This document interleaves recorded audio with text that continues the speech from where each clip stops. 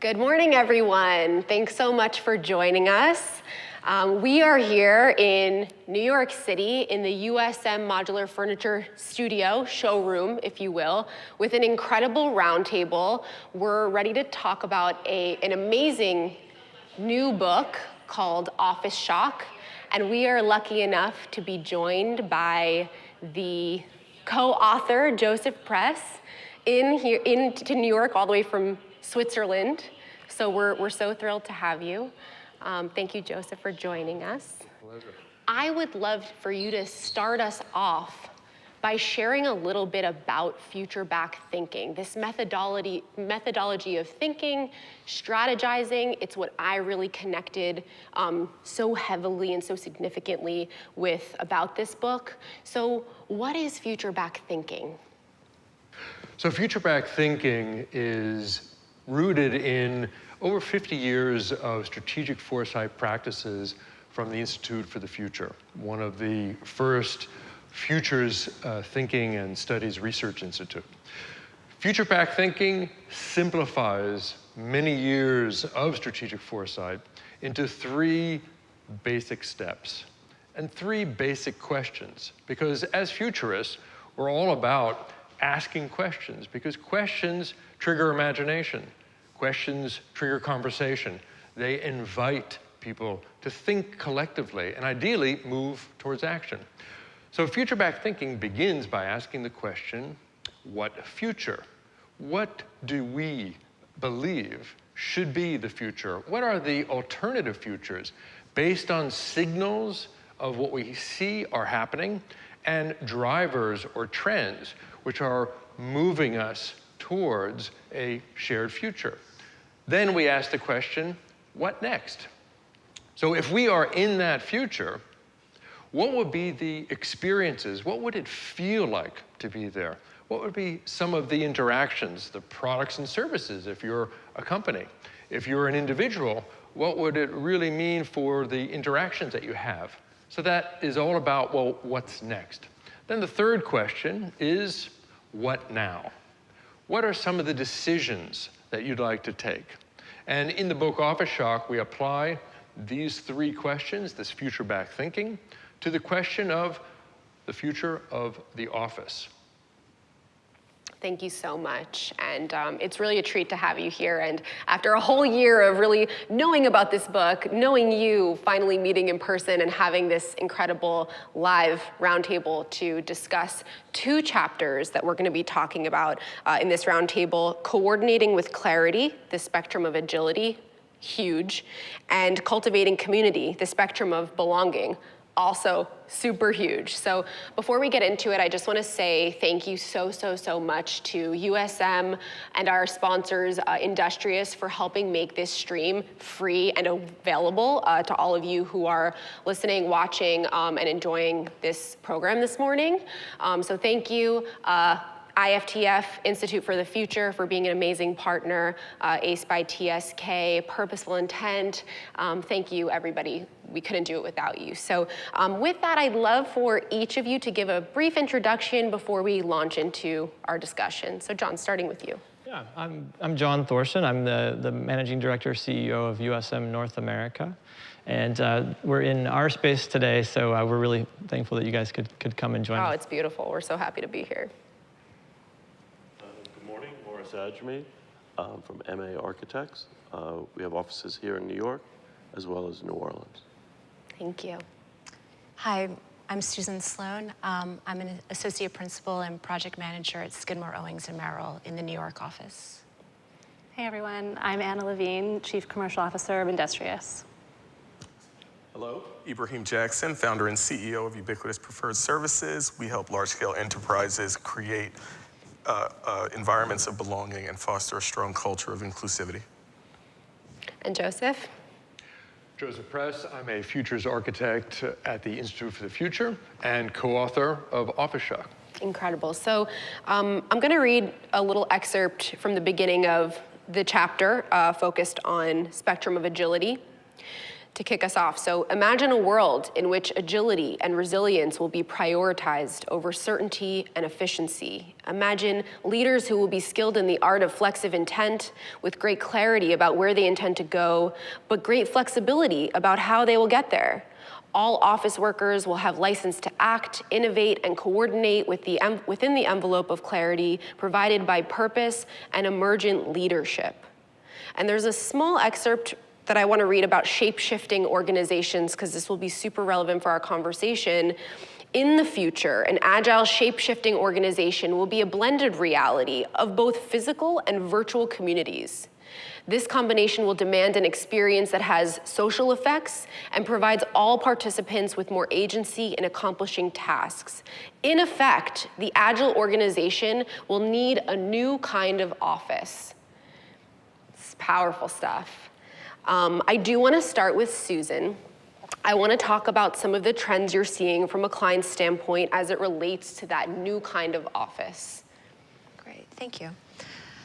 So there's certain buzzwords that are happening with our clients, like with regard to office, and a lot of it is flexibility, what we call the elastic workplace, and this ability to be nimble and to be able to change our spaces. And from a physical standpoint, that, you know, it used to be a lot of talk about densification. We're going to grow, we're going to grow.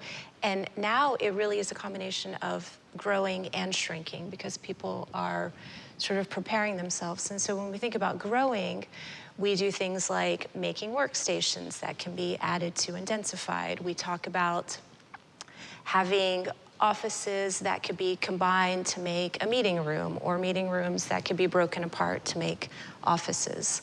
When we talk about shrinking, we talk about how does a client take an office space, and how do you partition it so you can lease part of it, but then you can take it back if you need it? Or how do you have a workforce that is temporary? You know, you might hire some people for a year for a special project, but then they might leave and you have a space that you haven't necessarily programmed for the long term. So we're really thinking about this elasticity of the workplace as in a physical way. In a non-physical way or non-tangible way, we are inside SOM, we're talking about what kind of people we need. And we used to really, I don't want to say put people in a niche, but we used to have specialties, like you're a designer, you're technical, you're project management. And when we have clients that want things faster, want things cheaper, we don't have the luxury of having 1,000 different specialties anymore. So we've started to look for people that can cross disciplines. And that in two ways that's happened. One is we have a new title called Project Architect, which I know a lot of firms, it's not like a new title, but for us it's a new title because we look for people that have technical experience, have design experience, and have project management experience. We also have new titles like Project Coordinator, and sometimes these people aren't even architects. They're people that are coming from other disciplines that will help out with all sorts of teams to really give new vision and a new perspective to our teams so we can move around more nimbly. So Anna, you are working with the same kind of, not temporary worker, but somebody who wants that flexible nature, who wants an environment where they could have a multitude of opportunities to work in whatever way that day presents for them. Is your strategy from a workplace flexibility standpoint and design standpoint, is it similar to Susan's? Is it different? If so, how? There for sure are similarities, but I think at its core, it's almost the opposite. Because in our business, we need to, of course, understand our customers, but then design something that's kind of static, that it is designed to last over time and be used in many, many, many ways, which I think actually in the end forces a more agile use of it because you have no choice but to really understand, okay, what are the 15 different ways I can work in this space, and let me go do that instead of perhaps, as with many of, I'm sure, your larger clients, being able to change it physically over time. So we think about flexibility in a lot of ways, all the way from how long are you signing up to be at Industrious, to what space types are you using when you're there, to who are you interacting with, to what selections are you making about the snacks during your day. But as it relates to the space, we actually try to design something that is hugely diverse, lots of different spaces for lots of different things, and relatively static for a decade. And scalable. Because it needs Across to markets, be scalable. right. Morris, I'm so interested to hear kind of your take on the shape-shifting office. Is it similar to Susan's, similar to Anna's, totally different altogether? I think similar and different. Okay. I think we've really embraced this idea of a hybrid workspace. I personally feel like it's very important for us to come together, whether it's in person or virtually. So, we've always encouraged interactions. And so as everything has sort of accelerated as a result of what's been happening, we are, I think, moving forward in a way that we're trying to make those in-person interactions more meaningful, but also maintaining those connections when we're meeting virtually. And I think we've made some big changes in our office, taking desks out and having shared workspace where we can come together. And we're really doing things like sketching and pinning up and, old-fashioned design, as opposed to working in Bluebeam and communicating online. And I think people are embracing the ability to have flexibility, but then are really cherishing those times together when things happen more organically, and I think in a way that needs to happen to do great design. Yeah, and we are talking a lot about office right now, but this book is so great about talking about spaces as a whole, and I think it's such an important part of the conversation to talk about not just office and workplace, although office and workplace is turning into the whole big wide world these days, which is really cool, but across asset classes, people, the nature of this cultural evolution that we've seen, especially accelerated by COVID, is really agility, it's fluidity of use. And John, we talked a lot about that yesterday. And so a lot of, your whole company value proposition is really rooted in agility and the ability to, make shift use of furniture and design in a way that's suitable for the individual. So can you tell us a little bit about that? Yeah, absolutely. And I want to say really quickly about Morris's office. I had the pleasure of visiting Morris's office in, I think, 2017. And it was striking and amazing at the time. But then to see it recently, it has changed. Yeah. It's a different feel. You walk in, and I think that's where USM is a little bit similar, and that is, sometimes you walk into our showroom and we hear a lot of people say, what is this place? And I think in a disruptive way, I think it can be a really interesting first question, because now we're talking about what is this place? And I think in office, your office is a great example of that too. I walk in and I think, am I in an art gallery here? And there's a chance to explore and walk around and see all kinds of different sort of hidden treasures as you walk through the office. And I really have seen the massive difference in your space. But for USM, the fluidity is definitely the trend that we're seeing. We see people who come in and they say, is this office furniture or is this home furniture? And we say, yes, it's yes. Right. And then we start to get into sort of the use cases, and they're so varied. We have people who are just organizational people who want to see it just everything in its place, and then we see a lot of architects and interior designers using it for space planning. Our own space here in our showroom here on Green Street, we've had to reconsider quite a bit too, sort of how we live now. Again, I love your hat. The time is now on Morris's hat. We said, okay, we have a conference room behind the wall that you can't see, but there's a conference room back there that was the sleepiest, sweet but sleepy conference room that we use twice a year. And we're in the process here in May. We're going to be soft launching it with an amazing collaborator named Devin Turnbull from OGIS, and it's going to be a listening room. So totally different. It's like a break from the city. We're going to officially launch it in Fashion Week in the fall. So it'll be like the city's so hectic out there. Someone comes in, not necessarily to buy furniture, but to be a part of a community. And I think that's another aspect for us, how we're seeing trends change too, is both with who we hire and how we staff here. and it's really an interesting mix. In our case, it's a really interesting mix of experienced people who've got, I'd say about half of our staff has more than 20 years experience, and then a newer set of people who've come in, and the mix of the two is really magic. And I have to say that's been really one of the most fun things for us here. When it comes to USM and collaborators is also another interesting trend that we're seeing. We have, because it's a modular system and a kit of parts, we have sort of thrown open the door somewhat to interesting collaborations. So we have collaborated, right now we have a show up with a relatively newcomer, Noel Mercado from Chicago, young designer. His first sort of, I'd say is one of his first larger scale shows. We've also collaborated with John Gray and Ghetto Gastro on some furniture, including a bar cart called the Black Power bar cart.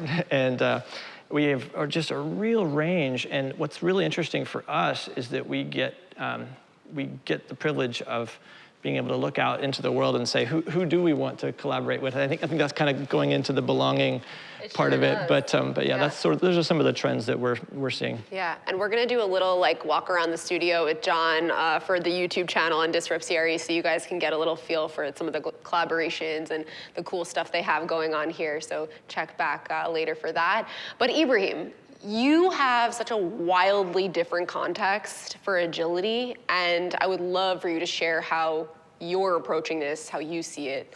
No, definitely, I appreciate it. And John, thank you for the alley-oop there to belonging. So, you know, as you all have this conversation, it's interesting to listen because I hear a lot about the things, right?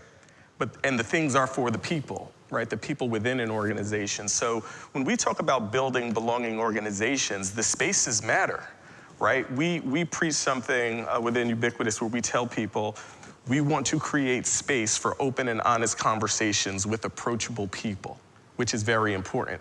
That environment has to be disarming. That environment has to be welcoming. And that allows us to be graceful and to have these conversations and these dialogues. And so when you think about agility today in the workspace, we look at things like fractional work. That's really going to have an impact on everything that you all do because people will want to apply their skills in a variety of industries, or vice versa. They may look to stay within one industry, but do multiple jobs for different companies. And so we have to be really mindful of that and what it's going to take. I also think, as I listen to these spaces, I also think Metaverse, right? Because we're talking about the office, but that definition begins to change, which you will actually, see and read in the book, and it's something that you have to stay mindful of. But I would just offer up that out of everything I heard, make sure that we're keeping belonging at the core of a lot of our discussions. There are 3 areas that I will cover, especially as you all think about design. And I know a lot of teams try to take on this universal appeal. We have to think about disability, right? So how do we help people who have different abilities in our environments work better, whether it's ergonomically, right? Whether it has to do with the configuration of bathrooms, nursing moms, how will lighting impact someone who may be neurodiverse, and the like. So let's just try to keep those things in mind as we're building out these spaces so that, again, essentially you're creating space for people to thrive. Creative problem solving, enhanced critical thinking. Everything around us is what actually helps to foster that. So, that's my contribution in this space. Yeah, I think the fractional work part of our industry, just industry as a whole, is so interesting, one that I haven't heard too much perspective on. And so you did also chat with me a little bit about the impetus for the fractional work, for why this trend is emerging. And we talked a little bit about generational impacts and influence. Do you want to dive into that? Yeah, I can expand on it. I mean, fractional work has been big within the startup community for a while. Yeah. I will say around the time of when COVID kicked off, that's when corporations began to look at it a lot more, as well as people who were sitting at home and realized, wait, you know what, I may have some additional capacity. They started picking up fractional work as well. For people who are looking to be more than the one discipline that they've historically had as a role, they're going to say, where are those opportunities for me to take on new work and add value to an organization? So as an example, if you were traditionally, let's say, in a technology role, you may say, hey, I've done all of these things in technology, but I'm also interested in sales. Is there something that I can do in sales? How does that environment change for you now, right? Because you've gone from doing something that's been office operations to customer facing. What does it look like for us when we're in the office? What does it look like when we're remote? How do we avoid proximity bias in our environment? So if you think about it, you talked about the conference room that you have here, and you're bringing in teams that you use twice per year, right? We've all had these hybrid calls, right? Who typically gets excluded?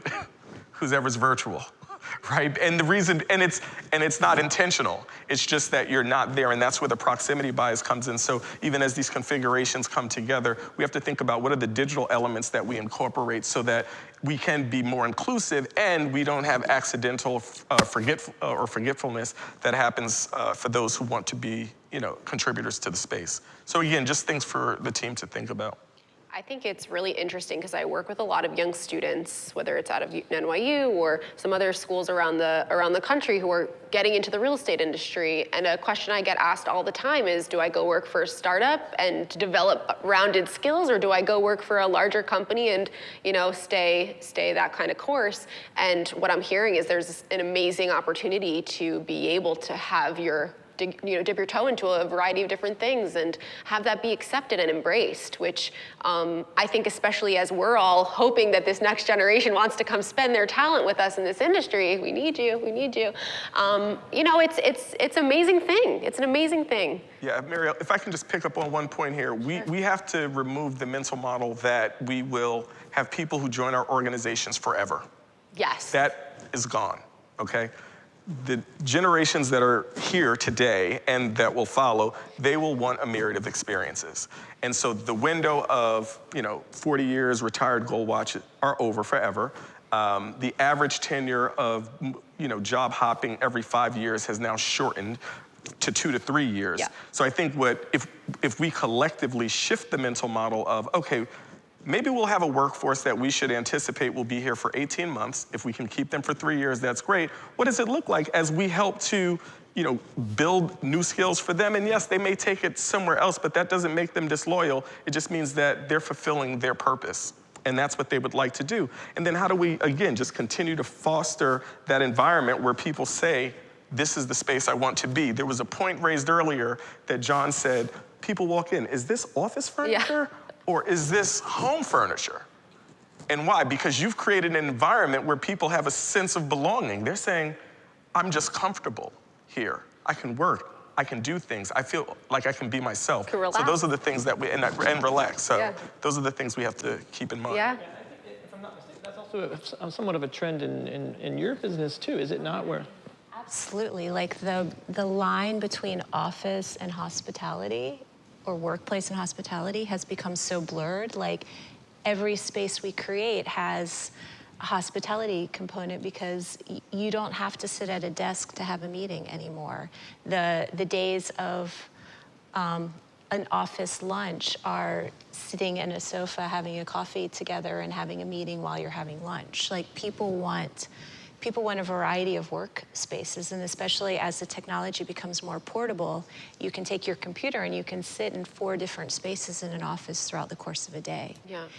And then to add on, I just like as a side note with the hybrid conferencing, as you were both talking about, these are such small nuances, but like we've been thinking a lot about the conference room, and what we're seeing is that traditionally you have a conference table and it's a rectangle or it's an oval and someone sits at the head of the table and there's a screen on the short side of the table.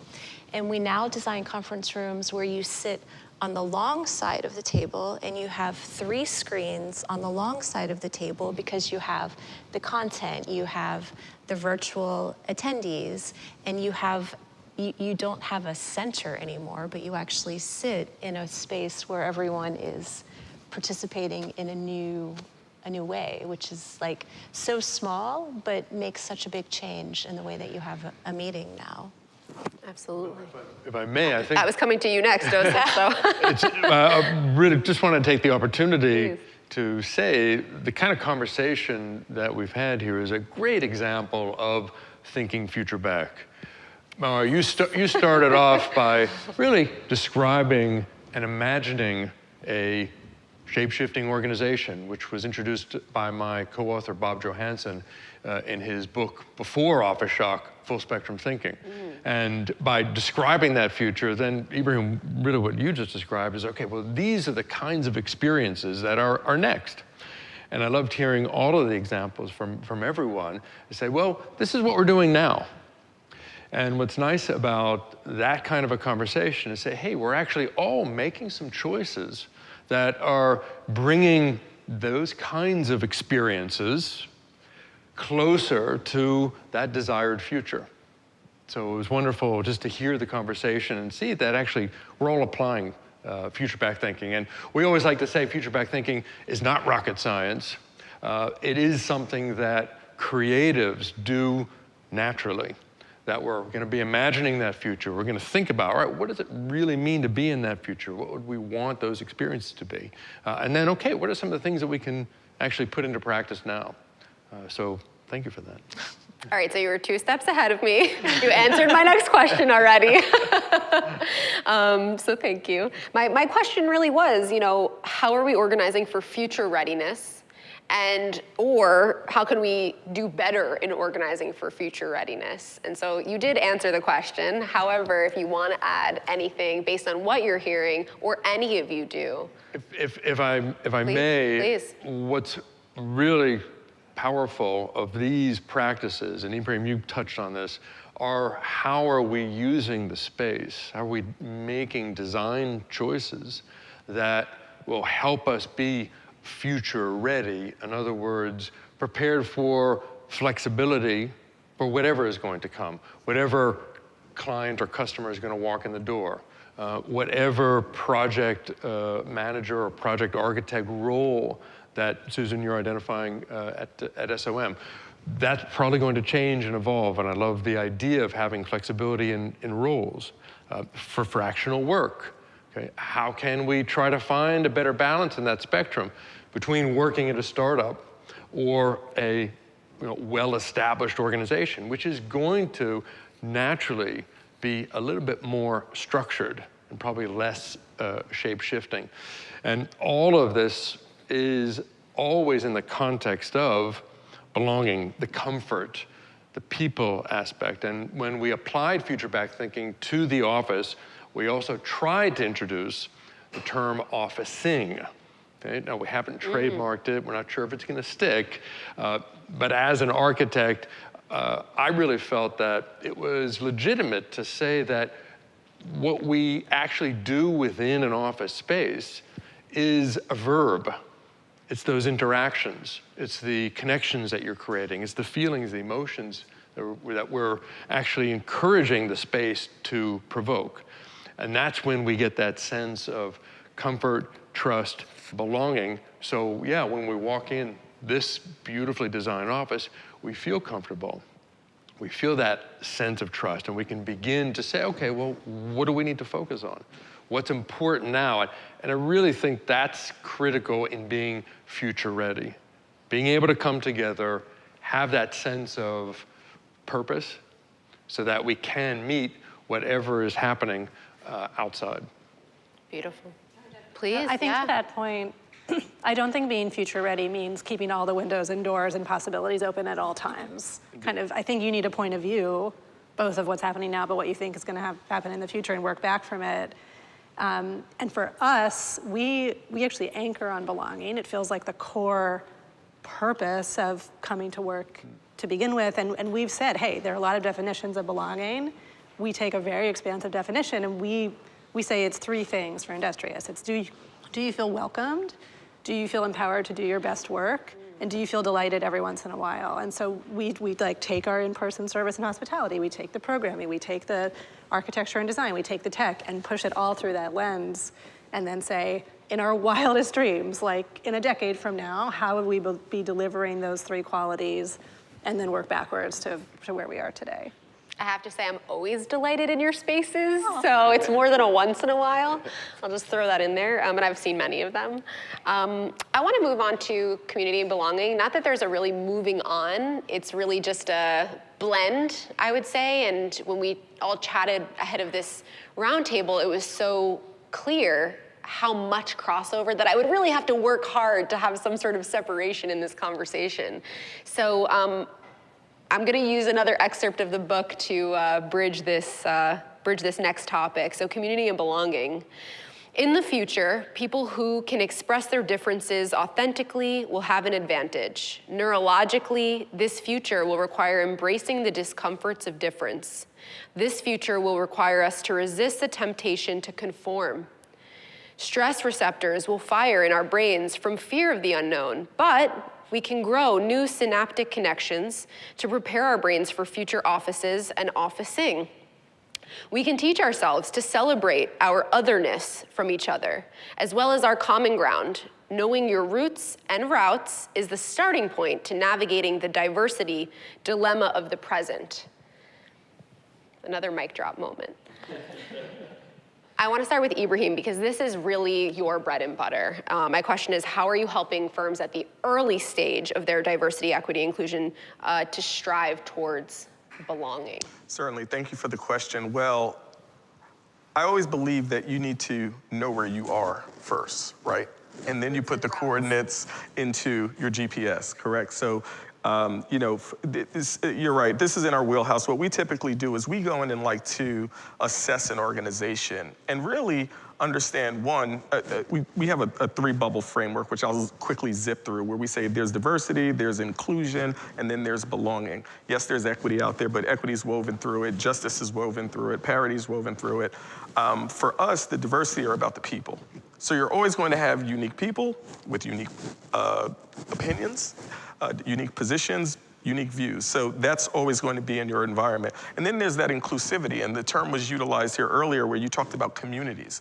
And we have to think about the communities that we actually are creating spaces for, right? So we talked about job roles, but there are also those functions that have a blend of all jobs. If you think about companies' employee resource groups or business resource groups, what does that environment look like when you're actually creating space? How do we make sure that it's warm and welcoming, or it's not, oh, I offered up psychological safety as this performative action, but now I see that I'm getting these sort of punitive sort of responses because it's not necessarily something that someone else of higher authority may agree with. We have to think about what does that space look like and how do we ensure that people feel comfortable in what they're doing. And essentially it gets to that space of belonging. And listen, every company has a definition for what belonging means to them, whether it's trust, it's worthiness, are we ensuring that we're being empathetic and compassionate to what the needs are of all of our employees and the people that work here.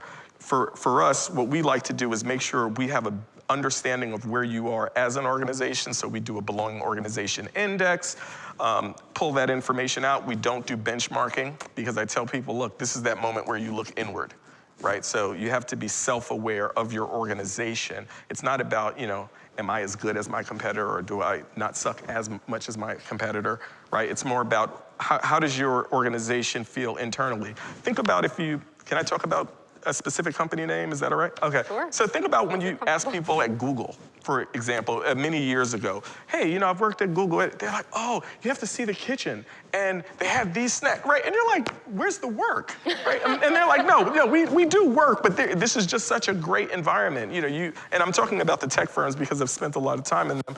You go to Facebook and you're in the center. I mean, you feel like you're in the Truman Show, yeah. Right? But it's because they've created this community and this environment that allows people to have this sense of, wow, this is going to be one of the greatest parts of my autobiography, right? Being a part of this particular brand and in this environment. Yes, all of these firms that I've named have a bunch of things going on in the news, but just in terms of speaking about creating a sense of belonging, it's really about how do we create those environments where people can feel comfortable. Now, I will throw out this controversial view. Okay. Not everyone, I have to sit forward, right? Not everyone belongs everywhere. I want to make that clear. Not everyone belongs everywhere.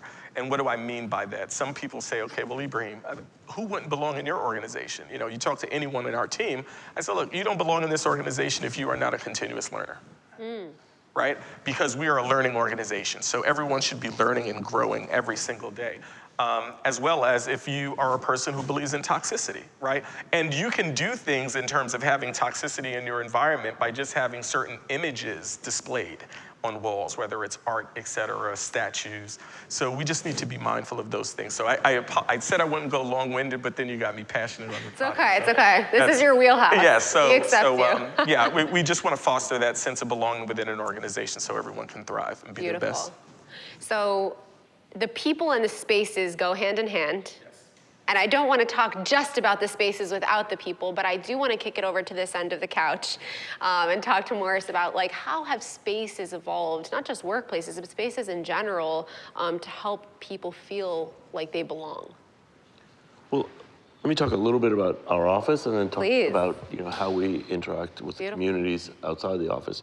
I think BC, before COVID, everything was sort of compartmentalized or in offices or conference rooms. I think we've sort of turned that, on its head and brought the design process, which is central to what we do, to the center of the office. And there's always something going on there, and people always just join. And I want to encourage people to be, open-minded and just free and comfortable to join those conversations, because it shouldn't be like this is happening with two people in a conference room, Right. and then we come out and we say, okay, this is what you need to do. So that's really changed the way we work. And I think that those interactions are what makes being together important. And then other types of work can happen virtually. But also just in terms of inclusion, we're very engaged in the community, different community organizations, whether we're helping to build a house with Habitat for Humanity, or we're going to do pro bono work in Bronx where we're doing help with a community garden. And so I think engaging that way is bringing people into the process. And then we have a pretty robust internship program. We have like probably 20 interns a year. Oh, wow. And we go to high schools and we bring people in. Amazing. We do a lot of tours, and we have art shows which bring more people in. So I think that's a way we can connect with the communities. The art shows are very unique. Yeah, You talked a little bit about that. We don't have any of our work up in the office, and the whole idea is that we want to stimulate people to think about other things besides what we do, and that's been really successful way to bring people in and stimulate people within. Incredible. Aren't you saying you have something even to do with sense or something That's as well? That's the next show. Oh, okay. Okay. Tell us about that. We're working with Bioalchemy, Michelle Gannon. She does custom scents. And so I didn't want the art program to just be like, oh, we're hanging stuff on the wall. So we have sculpture, and this next show is all about scents. And she's going to develop a whole sort of suite of different experiences moving through the office. Incredible. And so, then we're going to do a dance performance, and we have music. So the whole idea is to keep it fresh. There's a whole nother spectrum in this book about purpose, and we won't get into all of that right now, but it really brings up a lot of feelings of feeling purposeful, feeling aligned, feeling like being part of an organization or a company or a group even is a positive part of your identity, which Ibrahim, you brought up during our prep, and I think that was such a beautiful way to put it and way to see participating actively. Sounds like, Morris, what you're doing cut across all of our 7 spaces. Yeah. We hope so. Yeah. And I think flexibility is what I think enables us to do what we do. Because if we had just a rigid mindset, then I don't think we could be as open and as inclusive. But that's a culture that you've actively set forth, right? Yeah. So that was very intentional. It didn't just happen, and it's, I think, important to really make that known. And it was something that you saw for your company. And we have our core values, and one of them is be genuine and be nice. And so I try to meet everybody that we hire, and that's all I'm looking for. Right. I assume they know what they're doing and they know how to design or draw or whatever it is. But if they can't be genuine, or if they aren't genuine and they can't be nice, then we can't work together. And so try to foster that type of thinking or mindset. I love it. And I would like to emphasize the importance of that creativity, and the creativity as a way to actually make those synaptic connections that you mentioned in our scenario. Right. And that's a very, very powerful way to co-create communities and literally build the communities through art, through senses, the emotional connections as well. And the last thing I would want to mention is Ibrahim had mentioned that people aren't going to stay around too long. Every time someone leaves, that's like a cut to me. You know, I hate to see anybody leave. And we've, you know, encouraged people to go on to do great things, but, and some people we continue to work with in different capacities, but I'm trying to build a community that is robust and is, you know, so enticing that nobody wants to go. Well, let me offer this up. Yeah. It's not that they leave, it's how they leave. Right. Right? And it's about growth, right? As Right. long as there's growth, Yeah, it's not, yeah. are they running towards something or away from something? Right. And that's also what I see you fostering. So listen, I'm talking about averages, right? Yeah, so no, you may be on the other end of the bell curve. Yeah, but just, you know, something to keep in mind. There's a place for everybody. Right. That's like I would say one of the main things that our clients say is, how do we keep our employees? Like, that's a huge concern. They want talent and they want to keep their talent. And to build community, to sort of like take it to another scale, our larger clients, we talk about amenities, like what can we give our employees that they can't get at home, that they can't get in a traditional work space. And so the world of amenities is opening up to things that range from dental clinics, so you can go to the dentist in your office, to music rooms. So I'm not going to that office. I know. Music rooms, so if you perform and you find other people that work in your space that perform together, you have a music practice room that you can use. And then listening rooms to listen to those performances. And then even opening those up to the public, so you can bring in your colleagues and friends and family to listen to you play in a space that's part of the office. And then there's sort of like the social part, and then there's the private part, which is offering mental health services, offering more like regular doctor's visits, but designing the spaces to keep these private, to keep it personal, to you never want to get off on the 42nd floor and everyone knows that you got off at the 42nd floor because you're going to see your therapist. Like, how do we create a space that keeps all of these things very, very quiet, but you can get these services in your office?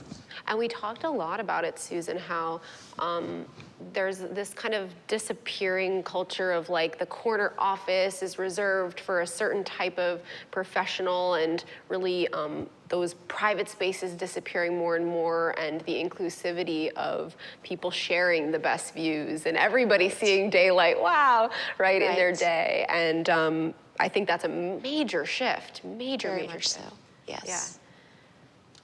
John, any perspective from you about like just evolution of spaces to help people feel like they belong, or even how people are feeling like they belong in collaborating with you?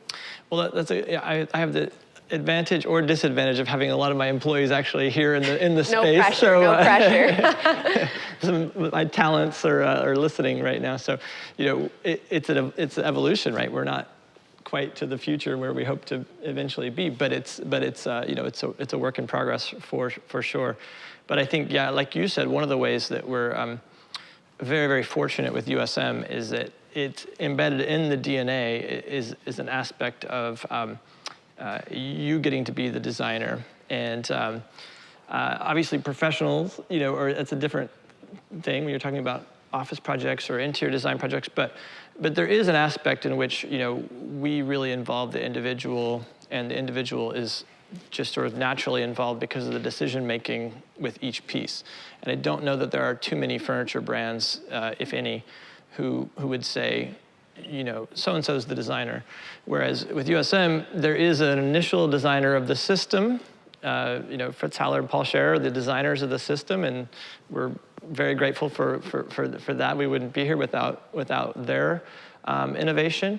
But they, in their foresight, they really envisioned a system where, each individual can make important decisions about, and so it brings more stakeholders to the table. And so yeah, when it comes to collaborations and those kinds of things, we really do look to a wide variety of perspectives on it.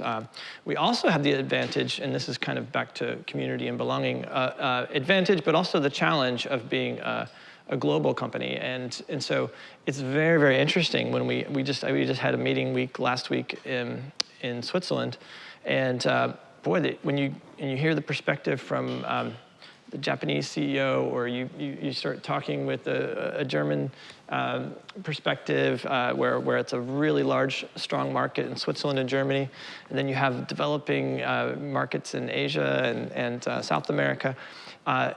When you get all that together, you do get some really great discussion. Also some hard conversations sometimes, and.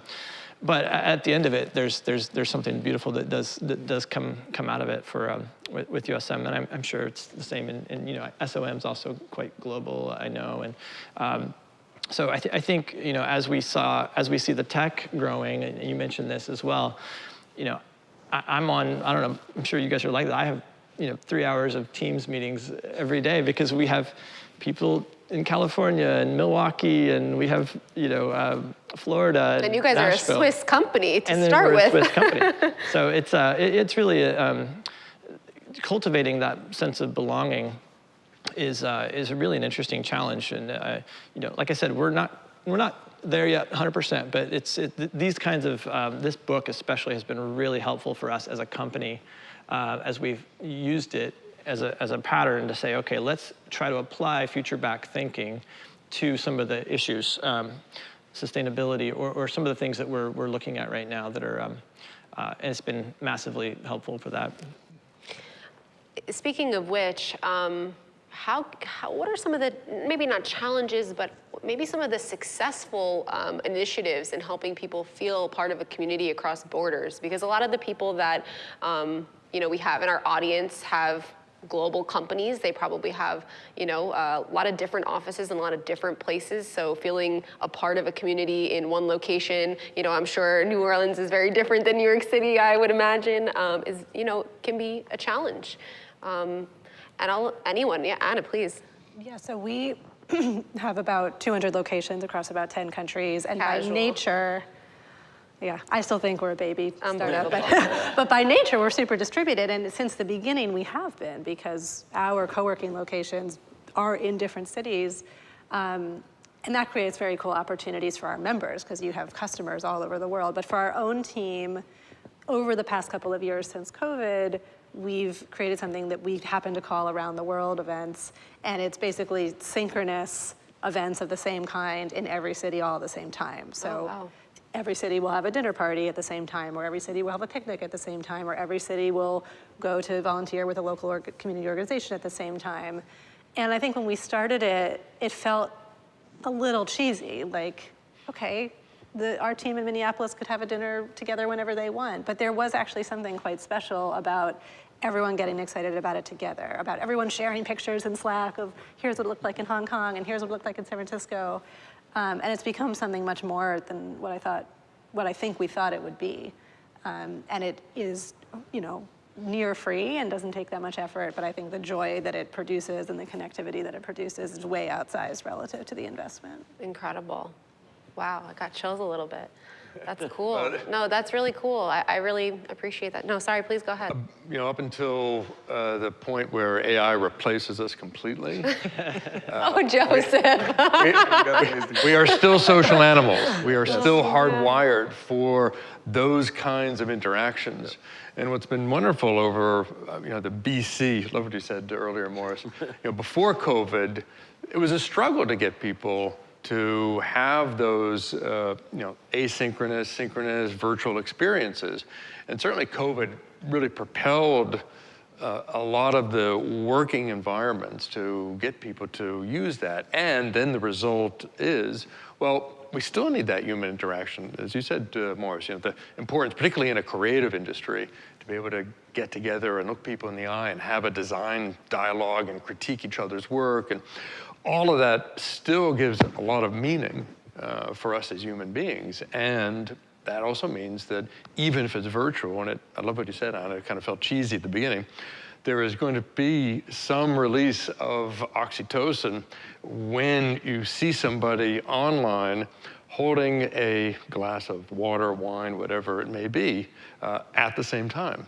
Okay? Now, it's not going to be as impactful as when we look at each other in the eyes, but still, there is that connection. I think I also think it's interesting because we did our first meeting virtually, but I think everybody said, group. "Oh, this group, yes, right?" Yes. But everybody said, "Oh, it's really great to see you in person." Yeah. Right? And then now we're doing this virtually, so I hope that we have the opportunity to interact with the people that we're communicating. Yeah, and some of them will be able to meet this evening, in person, and some of them, are somewhere across the world, and, even in 2 months from now, there might be somebody that discovers this conversation from some corner of the earth that connects with one part or maybe the whole conversation. We have to be comfortable in both worlds, right? We have to be comfortable in both worlds, and we have to, continue to strive to create that community and level of, comfort and. But I think it's the flexibility and inclusion, because I think there are some companies now that are trying to force everybody to come back to work. Absolutely. That's never going to happen, and I think we need to figure out what it is that we do well virtually, and what we need to do to make those experiences more meaningful when we're together. Did you want to talk about mandates? We could really get into some controversy. Mondays? Is that what it's called? I was always feeling that there was a lack of energy, because we had about, we're back 3 days a week, or if you need to take more time or less. But anyway, but there's some of us that are there every day, and I was kind of feeling like it was a little bit, I was feeling deflated coming in some days. So I said, well, I didn't want to increase the number of days, but I wanted to do something. So I came up with this idea of, it wasn't mandatory Mondays, it was happy Mondays. And so it's a way for us to bring everybody back in together. It's when we can sort of plan the week, when we can, if there's something has to happen, everybody's around. And that's been successful. But I think that's probably as far as I'll go in terms of mandating people's presence. But we need flexibility. Yeah, and I think it's interesting too to say that everybody would come in on a specific day and this is how it would go. And Ibrahim, you brought something very interesting last week when we chatted about neurodiversity. I would love for you to actually explain what that is, because I imagine there's probably quite a few people who. Yeah, it's different ways of working, and there are a variety of names that go along the spectrum in terms of neurodiversity and what that takes. But without going in depth on the definition of neurodiversity, which is the different ways of thinking, and there are some limitations in other areas and others are hyperextended, you actually were segueing into working styles. And there are people who have working styles that really need to be, they need to be in an environment that is consistent in order for them to thrive, right? Change and nuance and, flashing lights, colors, et cetera, could potentially not bring out the best performance in an individual. So I think those are things that we have to also be mindful of. There's a debate about introvert, extrovert, ambivert, all of those things, but some people, they feel a bit better being able to work independently and on their own, right? Some people are thriving with remote work. We talked about that. There are others where some of the culture gets lost for an organization when you don't bring people together. I think that is important. I definitely don't want to have a conversation about mandates, because my clients, some of them are doing that, I should say. But for the most part, when we think about people, it's all about the experience that we're bringing to this workforce that we have. We have to think about, and I believe Joseph brought it up, we think about the experience. Okay, and now how are we designing around the experience that we look to drive that, again, creates the sense of belonging that we define as our organization. As individuals, we align our principles, our values to what the company is doing to say, this is where I belong. There are other organizations where you would say, listen, I can't work here, right? So here's an environment.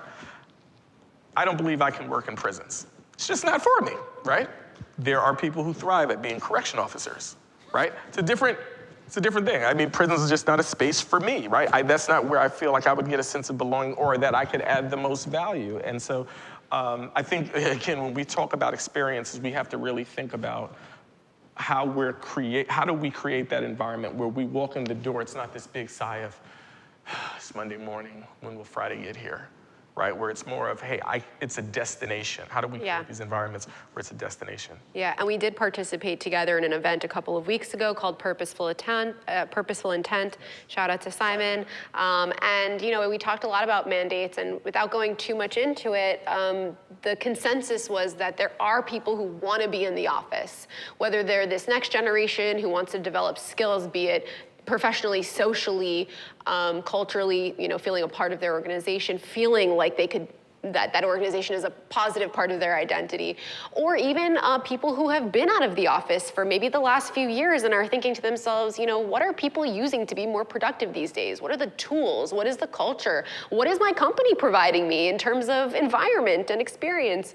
And so the idea is that without a forcible strategy, people will come, the right people who need to be there. And you have to also think about how it disrupts the way that companies typically work. I mean, proximity bias is real because your path to promotion can be different if you are fully remote versus in the office. So, how are we, and this sort of goes off of the actual space topic, but those are things that companies have to work through. I'll leave that where it is. But just let's think about the environments and how we can make it appropriate for those who are neurodiverse, for those who have physical disabilities, whether we're thinking about wheelchairs, if we're thinking about mobility of utilizing hands, when we start thinking about ADA compliance and those sort of things. Also, again, not to get too controversial, there are also things about transgender community, male, female, bathrooms, et cetera, wellness rooms. These are all spaces that we have to be really mindful of what type of experience we're driving. And we can also look at the positive side of it is that now you become a talent magnet because it's, whoa, wait a minute, you have this? I'm there. Why? Because my community is supported. I have fewer filters that I need to go through when I'm working and engaging and interacting with people because I'm allowed to be my genuine self with agency. I don't say authenticity. That was intentional. You get agency. Did you want to jump in there?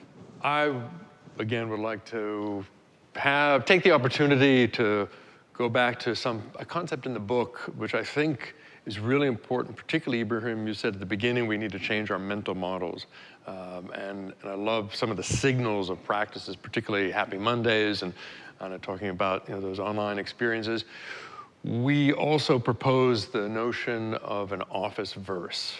And a bit tongue-in-cheek, certainly inspired by the Metaverse, but it was really our intention to come with this proposal of an office verse was to say that, particularly after COVID, okay, but for every other reason that we know about, whether it be social justice, economic inequality, lack of diversity, authenticity and awareness of the kind of neurodiversity that you mentioned, Ibrahim, to come to the office with a new metaphor and to be able to create that design space, to be able to address the questions of hybrid. How do we introduce technology? How can we design in a way that is going to be more accommodating, where we know that it is about work styles. We know that we need to be more flexible about neurodiversity and different kinds of ways of working. So that was one of the concepts that we also introduced in the book, to try to move ourselves out of the mental model of physical environment, office, which has had a lot of benefits, particularly as I'm looking around here. It's an incredible space, but it has also carried with it a lot of the negative side of working. And we know about that when we watch shows like Mad Men, for example. Okay?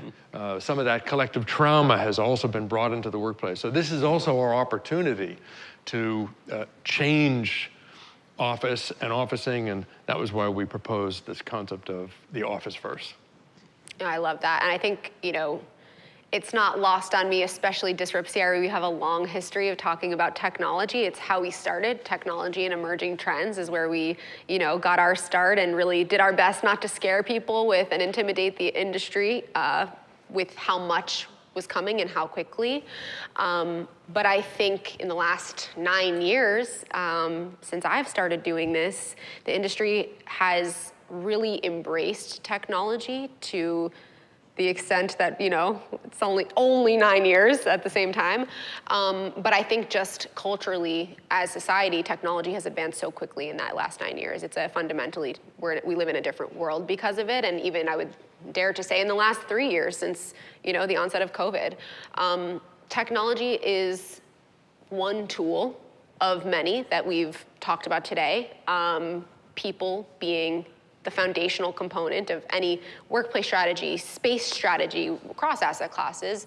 Does anyone want to share a little bit about how, either from the design side or physical space side, they're approaching this blended technology layer, as well as, of course, like the in-person aspect of working?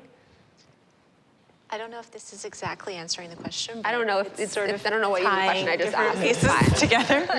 But Joseph, I was sort of thinking about how the culture of the office has changed or is changing, and especially post-COVID.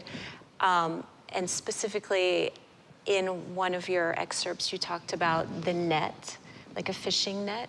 And when we work, if you pick up a piece of the fishing net, you have a few pieces that are attached to it, but other pieces are left sort of loose, and then you pick up another piece and you have another kind of center of gravity, and others are let loose. And I'm thinking about it in terms of with the virtual work world or the hybrid, we have this new level of trust because you can't see everything all at the same time. Like we have giant projects, and we will have 10 different Zoom meetings or in-person meetings or meetings happening about this project at the same time, where before we might all be in a conference room, there would be 20 people and there would be one meeting. Well, now there'll be 10 three-person meetings happening. And in order to do that, you have to trust the people that you're working with, that everyone's working towards a central goal, and you don't need to micromanage the whole thing. And I think for us, this has been a really great change because when you are trusted, you are empowered, and you want to stay at a place because you have responsibility and you have the trust. And I see this happening at SOM, and I see this happening in our clients' workspaces, this letting go of pieces to look towards the big picture, which has been really nice. And we did talk a little bit about defining things less and letting things be a little bit more free. And I think, that's a great place to end on that notion in particular. Anna, did you want to add something? I think not on that. I was going to say on the technology. Yeah, on the technology front, yeah.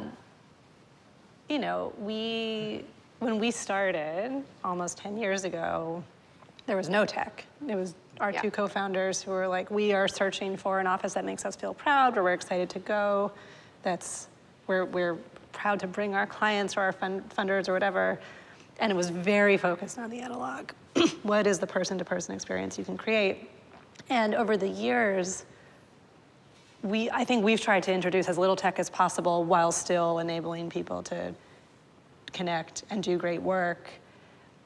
And I don't know if that's been the right call over time, but I think there is a risk, and I see this in a lot of our members and a lot of our partners, of like tech for tech's sake, or adding so many systems or platforms or widgets or whatever, and then you just kind of end up with a collection of things you have to figure out how to knit together. So obviously it's very powerful and shapes our world, but I think, analog is good too. Yeah, and I think what's been happening with virtual reality, particularly the Metaverse, and the doubts that have been surfacing really come back to, well, there isn't that level of authenticity, that the technology is not giving us those interactions that overcome what is usually referred to as the valley of what the difference is between a real human interaction and interaction with a digital twin. And so I think that's another big question mark. Will the metaverse replace offices? Maybe in 10, 20 years when the technology gets that good. But I think what you're describing, Anna, is another good example of how it's not technology for technology's sake. And we're seeing that happen today with the question marks around interacting in virtual reality. Well, Let me offer up a point here, because Joseph, you're spot on, and I don't believe that it will replace ever. And in Office Shock, you also talk about augmentation, right? I believe that the technology will be an augmentation of everything that we do. And as an example, we're experimenting with empathy training for HR utilizing virtual reality, right? And think about how you could potentially digital twin this environment that's here and say, okay, what would my experience be if I was a totally different social identity, right?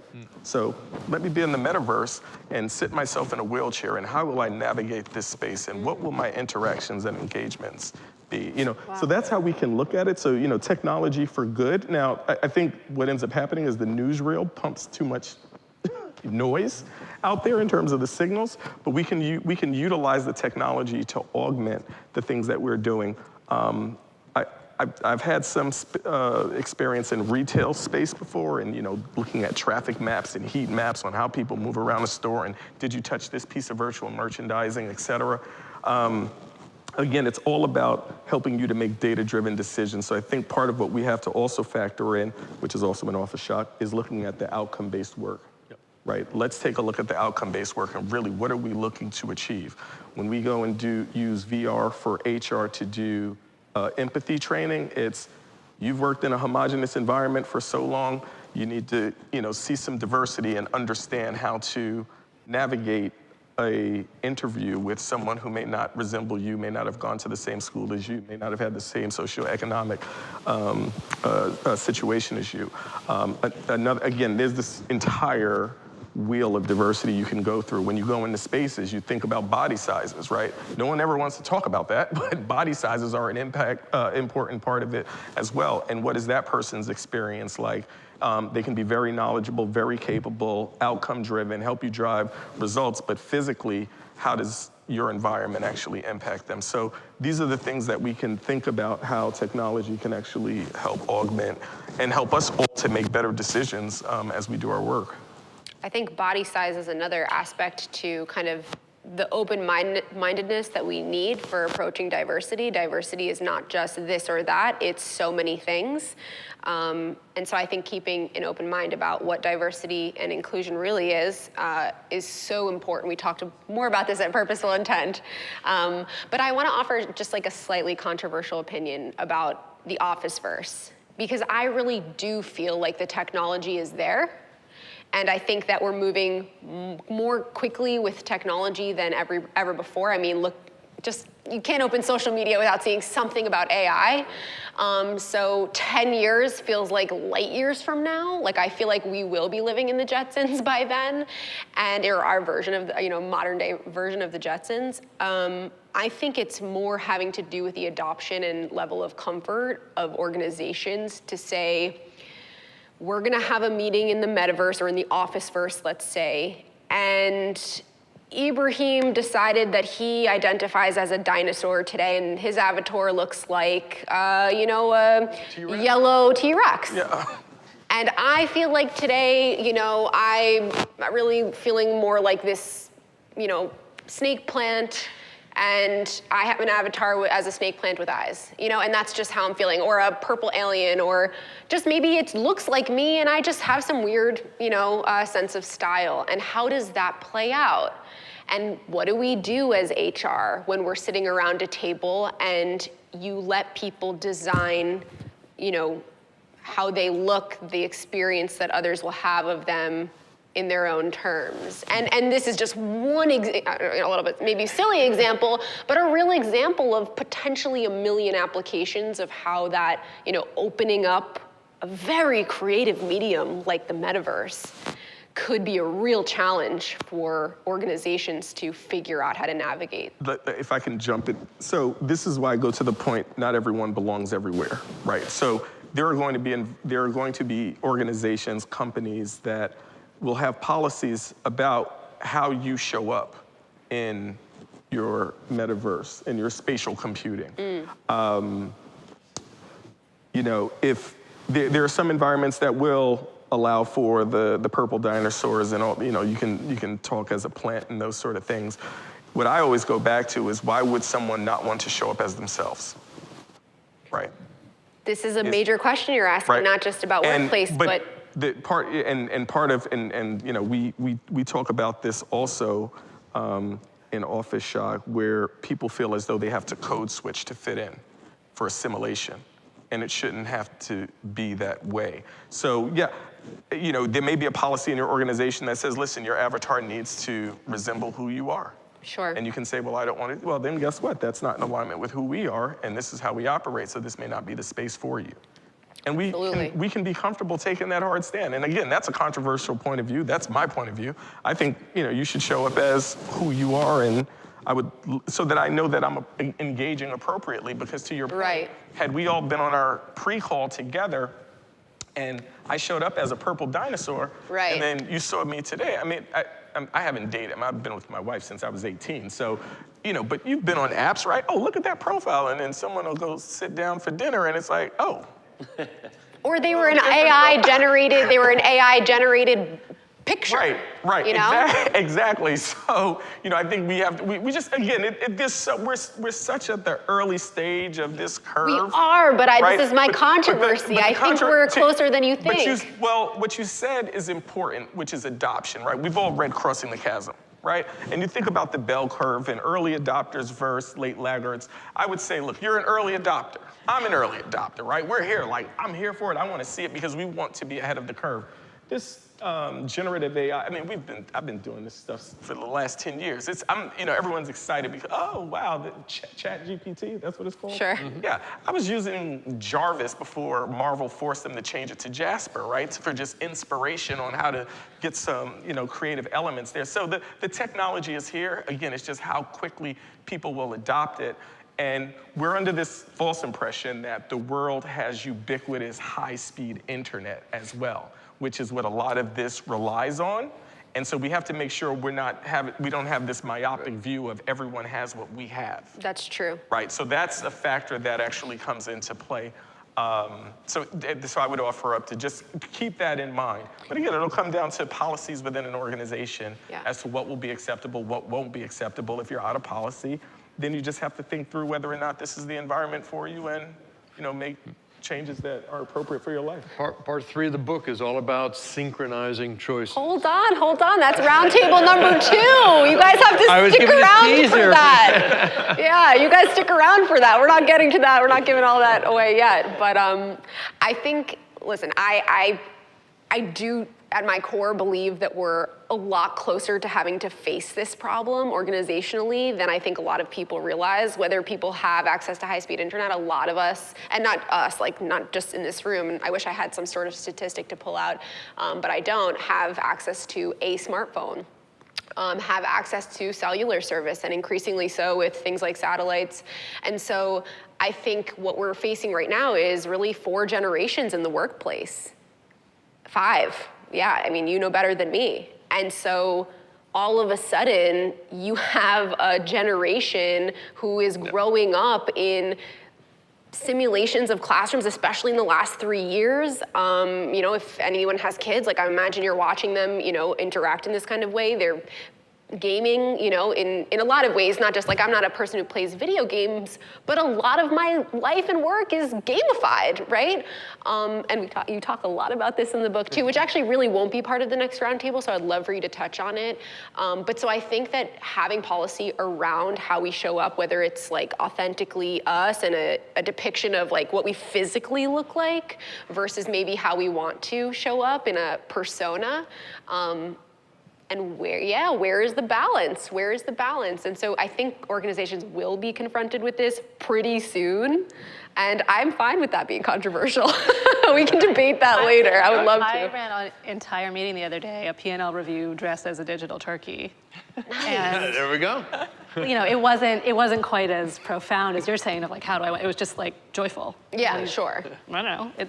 In that instance, in that environment, it was great. And obviously I gave very silly examples. You know, it's very rare that I identify as a snake plant, but you never know. You never know how somebody will come, whether it's they may look, you know, they're a 65-year-old professional and they're like, you know what, I feel 25 today, you know, and my avatar is gonna reflect that. Or, you know, whatever example it might be, or I'm gonna show up as an avatar of my kid because I think that's funny, you know, whatever it is. One of the signals that we do talk about is VR simulator. And I give a shout out to my 10-year-old daughter who introduced me to it. It is a VR environment where you actually can work at a restaurant, a garage. There is also a fast food place, and you actually serve robots. And she's just learned an incredible amount about wild. being a garage mechanic and having to deal with these difficult robot clients, fixing their vehicles or serving them tacos. And I think that's a great example for two things. Number one, as you pointed out, there's a whole generation that is growing up with this, and they're already getting into the workforce, number one. Number two is, as the technology gets better, and enables us to dress up as a turkey that maybe actually has some of your facial features, or reflects some of the backgrounds or things that are important for us to bring or to demonstrate in the workplace. As the technology improves, I absolutely agree with you, it's not controversial at all. It's very much happening now, and thinking future back, we just need to be ready for it, and organizations and leaders particularly need to be prepared to start that transition to an office-verse, or however you describe your community, where you're going to be creating that sense of belonging and have it flexible enough to accommodate everyone in the ways that are meaningful for the organizations. And I think there's definitely a lot of fear especially in the commercial real estate industry, especially if your specialty is office space and you're a professional in Manhattan, about the space, the need for space diminishing. And so there's a lot of pushback. Sometimes people don't want to talk about this. They don't want to talk about that potential replacement, but it really at the core is never going to replace this. There's never going to be a replacement for this, but it certainly will be a part of the stack of tools that we use to implement distributed work, hybrid work, whatever the terminology is that we're individually using. So I think it's super important. And frankly, if we take a little hike back a few years ago before COVID, majority of the office buildings that we're using, especially in this country, and that's really where I can speak from, were massively underutilized, massively. And so I think it's a time, and this is where I'm happy to be controversial, because I think it's time to really look at the reality, not just of the environment and the industry, but at the people that are coming up that are going to be really using these spaces. And we have to be realistic and understand that they're different. They're different, Let me just offer up a point here. So again, I'm in agreement, and I don't believe it's a controversial topic. Again, I'm looking at Say that now. As augmentation. That's I convinced what it is. you. Come on. No, we're debating on the pace of the change. Yes. But is it going to happen? Yes. But again, it's about augmentation at its core. I sit on the advisory board of a company, Skyview, right? They're a startup that is in this space in VR. right? So they're probably on there, no, Ibrahim, tell them, everybody's gonna, and I'm like, but that's exactly what they do. They create digital twins of environments, warehouses and distribution centers and all of these things. And they position it with companies so that they can add efficiency to what they do in terms of operation, as well as enhance the safety of people that are inside of these spaces physically today. So what would happen if puddle of water so-and-so? If you've ever gone into, and again, I know this is a different kind of space I'm referring to, you go into a warehouse, they'll have up, 900 and whatever days since last accident. Right, and that's important, right? So I think these tools are important in those spaces construction as well. sites very similarly, right? And we use, certainly not just VR, but augmented reality, holographic reality is very prominent in the development side of things, all kinds of mixed reality. So certainly it's here. It's more of how are we going to connect it and bridge that gap to like the people in an office, in their home, in a hotel, in a potentially having a retail experience, and where are those lines and how are we gonna govern, right back to the governance. Promoted by corporate innovation inside of your org. You just have to start today. And wait, hold on, today? Let's not act as though it's going to quickly blanket an organization. Sure. That's it. Sure. It will be gradual. So the only thing we're debating is pace. Absolutely. It will happen, but it's the pace of change. What I heard is you came around to my side of the argument. But I was just going to say, I think it will be a piece of the way we work. It's not going to replace the entirety of the office. I also question the whole idea that we don't need offices anymore. I think that there was a trend, again, BC, to create workspaces with less and less area per person. Right. And I think that that's gone away because we need to have the amenities or a diversity of types of ways to interact. And so we haven't used, even though we have less people in the office at a given time, we need different types of spaces to come together.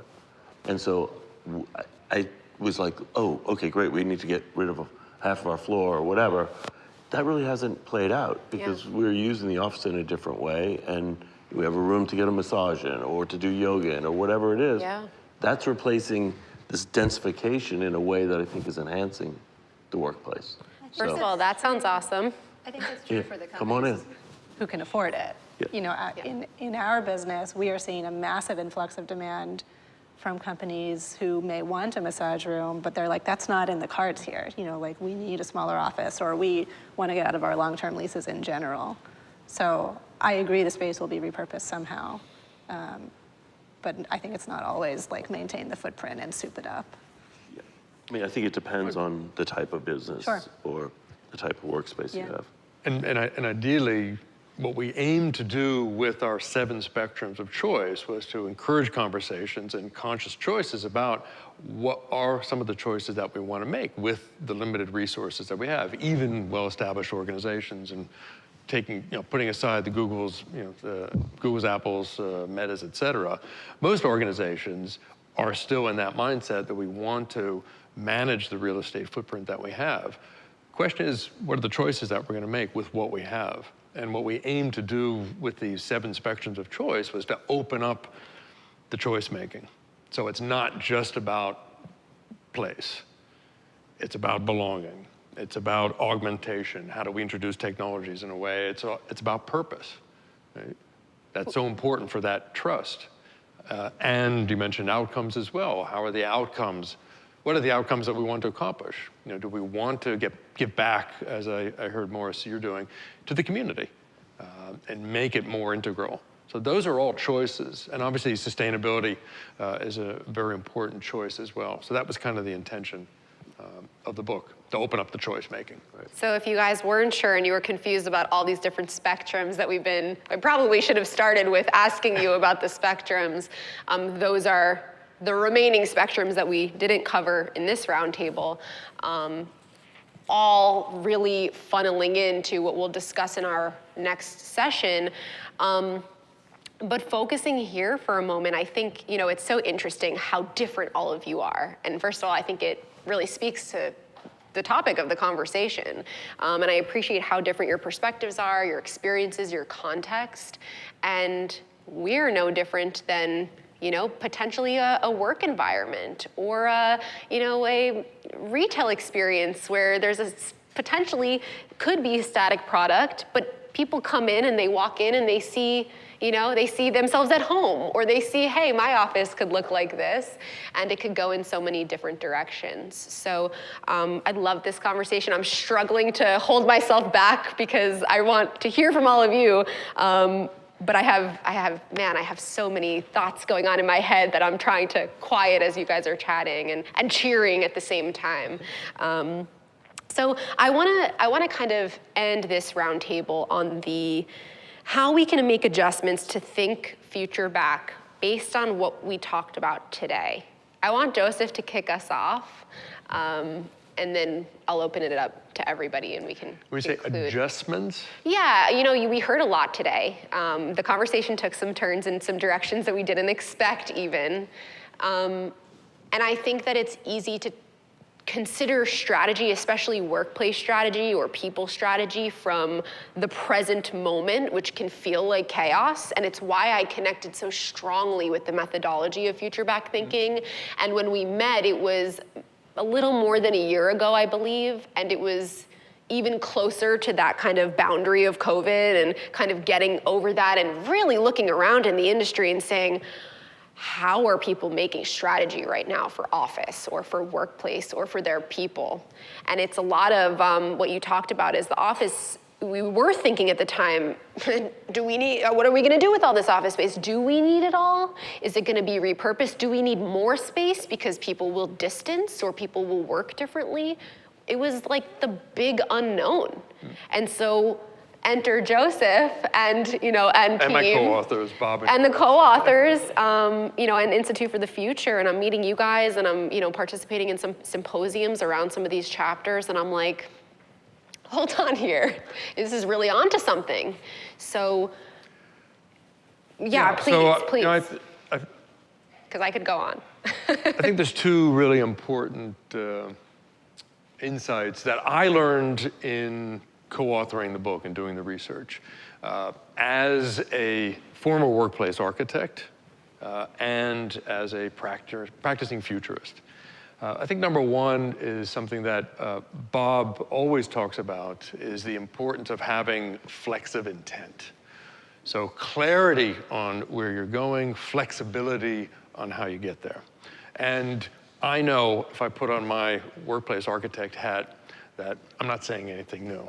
Okay, and also, Ibrahim, as an IT adoption specialist for many, many years, okay, who really knows what it means to adopt new technologies, the decisions that leaders need to make to bring an organization into the future. You know better than any of us how challenging that can be. So I do think it's encouraging the people that we work with, and obviously ourselves, and it's wonderful to hear, particularly from the four of you, that you're actually practicing, what we would call future back thinking or flexive intent, even though you might not use those words. That's part of your practice, your DNA. USM Modular Furniture, okay, it started with the vision of Fritz Hauter, who had a vision to create a system that not only empowered people to design furniture and office spaces, but homes and even cities as well. So I think number one is the importance of having that, applying the future back thinking and having a real clarity of where do you want to go, flexibility on how to go there, and most importantly is inviting conversations and synchronizing choices. Ibrahim, what you said, I think it's just so fundamental. There will be some places where the choice of plant, dinosaur, turkey, did I miss anybody? Might not fit in with the organizational culture. So I think synchronizing choices, which we're going to talk about in the next session, is very important. And if I may, yes. Quick shout out, talking about synchronization, I'm really excited to hear Susan, SOM, Morris as well, and John, you're all introducing music as signals of the importance of synchronizing between people. And music is so powerful, and I'm really excited to hear that it's coming into the workplace. We included it in the book. We have our mixing board that was a real inspiration for us when we were thinking about, how do we bring people together in an office-verse or whatever you want to call it, and music's a really powerful way to do that, so I'm really excited to hear that we've got some signals of making music an integral part of the workplace. Yeah, incredible. I think we just have 1 more minute left, which is so wild. And as you guys can see and feel, it's a long roundtable. 90 minutes is a long time. But I hope you kind of can feel the level of comfort in the conversation has grown significantly. Our energies have shifted. It's why we do 90 minutes. The next roundtable will be a little shorter, but I want to give, and again, 1 minute, any lasting impressions. John, do you want to start? I think what you said about conversations, we talked about IT and what that, in our case, it has meant a lot to be able to hear from my colleagues in Asia or in Europe or South America, and to hear those perspectives. So technology from our side, our IT has been absolutely one of the biggest and most amazing changes in the last couple of years. So from USM's side, I think that helps us get to the clarity part of what our vision is as a whole company. So I think doing these in person, but also being able to have meaningful conversations, in these Teams calls or these Zoom calls, is also really, really important for us to be able to get on the same page, and then unleash some of the flexibility that we need to work towards. I do have some closing announcements, so I'm sorry, we're gonna have to stop. I really, in the back, Morris, did you want to share something? We'll run over a minute for you. Oh, no, Okay. He's just sad that it's over. Yeah, I'm sad that it's over, and I guess I would say that, growing up in New Orleans, that's sort of what inspired me to become an architect. But as everybody's talking, I was thinking, it's the food, and that's why we all come together in the office. Yeah. The music, and dressing up and putting on, costumes for Mardi Gras, really, I think, has inspired me, and I think we're gonna have a costume day at least every month now. Right. Oh yeah. Get ready for the Metaverse. I love, All right. wow. You're triggered, Marianne? Yeah, my brain is super triggered in the most positive way. I do feel enlightened and delighted, as Anna brought that word to life earlier. I want to say a massive thank you to all of you guys for just being open to sharing, like we've all said so many times. It's so special. It's, I think, so rare that people can feel comfortable enough to really open up and exchange ideas that sometimes are maybe a little bit, you don't hear about too much, or they could be controversial, and even more important that we talk about it. I want to thank Joseph for being here, sharing with us, inviting us to, discuss your book openly, and Bob and Christine, who I hope are watching. If not, please feel free to connect with them as well as everybody on this roundtable. So I hope that you guys, if you're watching on LinkedIn, it should be a really easy shot through this event to go find them on LinkedIn, connect with them, continue the conversation, maybe ask them a question. If you're on YouTube, go check them out on LinkedIn or wherever you're gonna find them on social, whether it's them individually or their companies, see what they're up to. We will be back at 10:45 for another roundtable, not quite as long, but we're gonna dive into the ending chapters of the book and really bring this kind of conclusionary discussion to life. We have some new panelists that are gonna be joining us. Joseph will still be here, John will still be here, and we'll get into some other aspects of this book. So stay tuned. We will be right back. Thank you. Thank you. Thank you. Great facilitation. Thank you.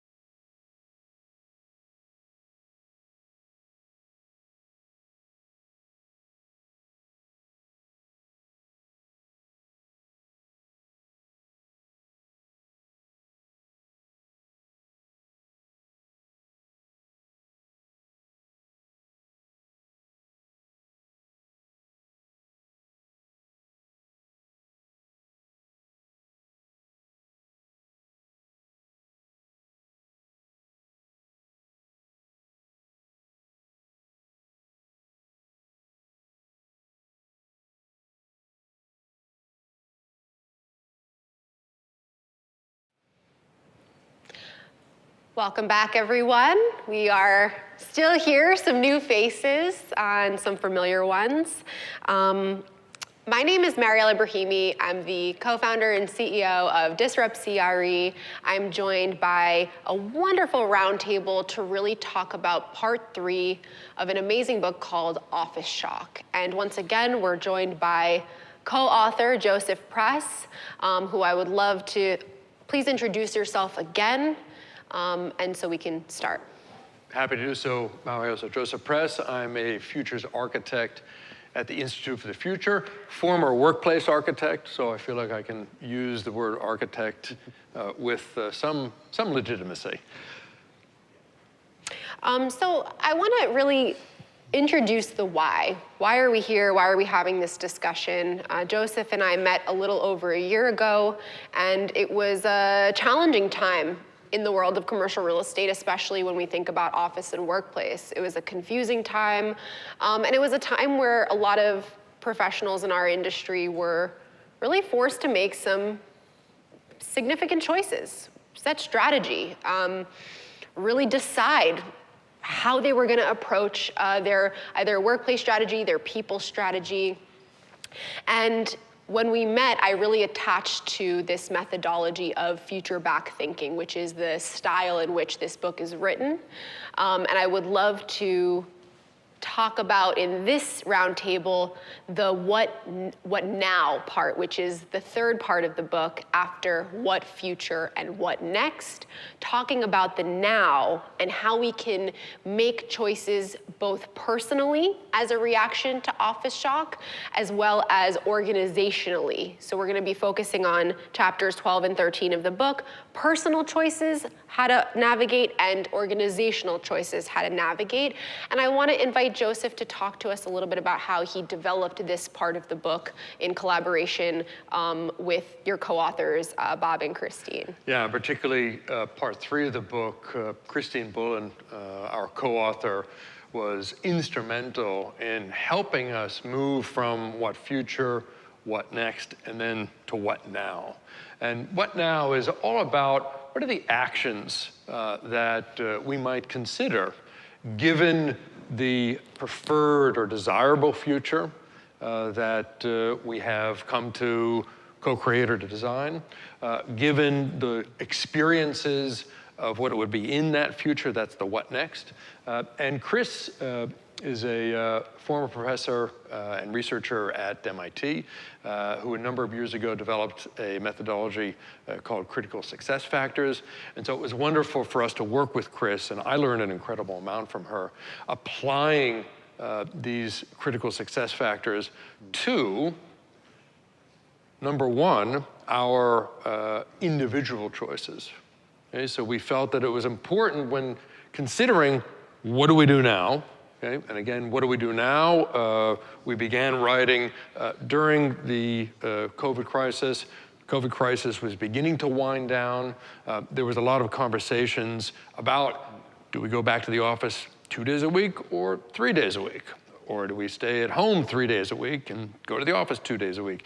And we were realizing that that was important, but it wasn't the whole story, particularly for individuals, but obviously also for organizations. And when we say that it wasn't the whole story, we said, let's actually apply these critical success factors to our 7 spectrums of choice. And our 7 spectrums, beginning with purpose, and then outcomes, primarily economic outcomes, the result of our officing, as we said in the book, climate impacts, belonging, which is what we just spoke about. Then we looked at augmentation. Okay, so how do we apply technologies? Then place and time, that's our 6th spectrum. And then the last one, 7th, agility, which is what we also talked about. So in part 3, we really look at all 7 spectrums and ask the question, what now for you as an individual? And then, as you mentioned, Maria, what now for you as an organization? And we emphasize the importance of having an open conversation within yourself, if you're looking at it as an individual, or within your organizations, about the spectrum of choices, and making a clear, conscious decision about how would you synchronize choices. So Ibrahim gave a great example in our last roundtable. If I want to show up at an upcoming virtual meeting in the office first as a dinosaur, I think, Mario, you were going to be a snake plant. That may or may not align with the choice of the HR department in my organization. And then we are either in sync, okay, or we are not in sync. And again, it's all about being very conscious about those choices. Because when choices are made, you can begin to act with what we refer to in the book as flexive intent. We're clear about where we want to go, but we are flexible about how we are going to get there. And it's only by making those choices visible and apparent, having conversations, and synchronizing choices that organizations will be able to engage individuals to ideally move forward to co-create better futures for working and living. And speaking of place and time as one major spectrum, which we're not going to get into deep, but I want to give an understanding for you all who are watching of where we are and the style in which we are, hosting this roundtable today. So we are in Manhattan at the USM Modular Furniture Showroom. John is our gracious host, and it's a beautiful space. And the way that we are conveying this roundtable to you is through live stream, whether you're watching through YouTube or LinkedIn. And I think it's a beautiful example of this multifaceted strategy, the inclusivity that we talked about in the first roundtable, feeling of community. So I hope that you all feel as much a part of this conversation as you're able to be from wherever you're watching. I hope that you are engaging in the chat with your own perspective, with your thoughts, potentially a controversial opinion. It's all welcome. And so with that, I would like each of you to introduce yourself so we can get into the nitty-gritty of this conversation and get it going. But I wanted just to make mention and say a big thank you, not only to USM, but also to Industrious for helping make this stream free and widely accessible, as well as to some of our other partners for sharing and being a beautiful part of our community, Purposeful Intent, ACE by TSK, Gray Systems, Institute for the Future, certainly. So thank you all. With that, Francisco, please kick us off. Hi. Sure. Hi, good morning. Francisco Acoba, partner with Ernst & Young, based here in New York. I co-lead our corporate real estate consulting and technology practice for the Americas. So a lot of the topics that we've been talking about in our pre-call and certainly in the book as I went through that resonated very closely with the work that we do with our clients. And in particular, I would say the whole concept of future back thinking, that is the approach and the model that we use for our visioning with our clients. And we've been doing that for the better part of the last decade. So really great to see that continue to come to the forefront in these discussions. I'm so glad to be here today. Beautiful, thank you. And John, for those of us who are first joining. Yeah, I'm John Thorson. I'm the CEO of USM North America. This is our space that we're in today, so thank you for joining us here. And those of you who can't be here, please do come by sometime. I'm actually really, the USM is divided into subsidiaries all over the world. So I'm in charge of North America, but a lot of I think my colleagues are watching and listening from around the world today. So I'll be really interested to hear what some of the feedback is based on what we're talking about, because right now we're moving into the discussion about where the rubber meets the road and what now. So I'm really interested to hear from you mostly in these topics, but yeah. Hi, Gabrielle Rubin-DeVoe. I head up Workplace for iCapital. Been doing this for close to 20 years now, and it's a very interesting time, as we all know, and it's a constant evolution in the last few years. I think we've made more changes in the last 3 years as far as workplace than we have in, 50. So it's a really interesting time, and I'm excited about this conversation. On to a man who needs no introduction with the Disrupt CRE community, but give us one anyway. Mariel, it's a pleasure to be here. Michael Davidson, I am a senior advisor with Colliers, and I have been in this industry and in this conversation from various vantage points and geographies for over 30 years. I think that all of these dialogues that we're having here and elsewhere are overdue. I think those of us that have been practitioners of workplace, real estate, HR, and technology have seen this unfolding for decades. And I think the pandemic really brought it to a tipping point. And I think that from one perspective, it's put real estate leaders and HR leaders and technology in the spotlight with their leadership, trying to figure out the workforce, trying to figure out people. As I say often to those who will listen and to those that work with me and for me, I say, what is real estate without the people? If the people don't show up, and if they don't behave the way we think they're going to behave when we make these massive investments, it's a very different algorithm. And so focusing on people, how they think, what have they learned over the last few years, I think all is topical, and I think that this is a series of conversations, and this book is wonderful. It really has no beginning and has no end. It's a continuum. And I think the more dialogue we have together, the more solutions and insights we gain from each other, which is, after all, humanity. Thank you. Thank all of you. I want to begin by just reading an excerpt from this portion of the book. So imagine a world in which you and most desk workers have a better chance to find work paths with purpose, success, and fulfillment. Purpose-driven people will be happier, healthier, and will live longer. Purpose-driven companies will perform better. Rigid career tracking will yield to multiple paths and mixes that blend work and private life with intention, flexibility, and choice. I want to revisit the 7 spectrums. Maybe not in the right order, but maybe, let's see. Purpose, I actually believe it is in the right order. Purpose, outcomes, climate, belonging, augmentation, place and time, and agility. Now, opening it up to all of you, is there one spectrum that stands out to you as a personal priority? And why? I think the belonging one was something that resonated with me. I think if now as we sort of shift into returning to the office, whether you're mandated or you are electing to go back there, I think that if I'm going to leave my own little home office and I'm going to be around people, I want to feel like I belong there. I want to find my people. I want to find the space for which I can work the best. And so I think that really spoke to me, and as someone who is responsible for making that user journey different and important to each individual person in the office, it's something that I'm very mindful of now.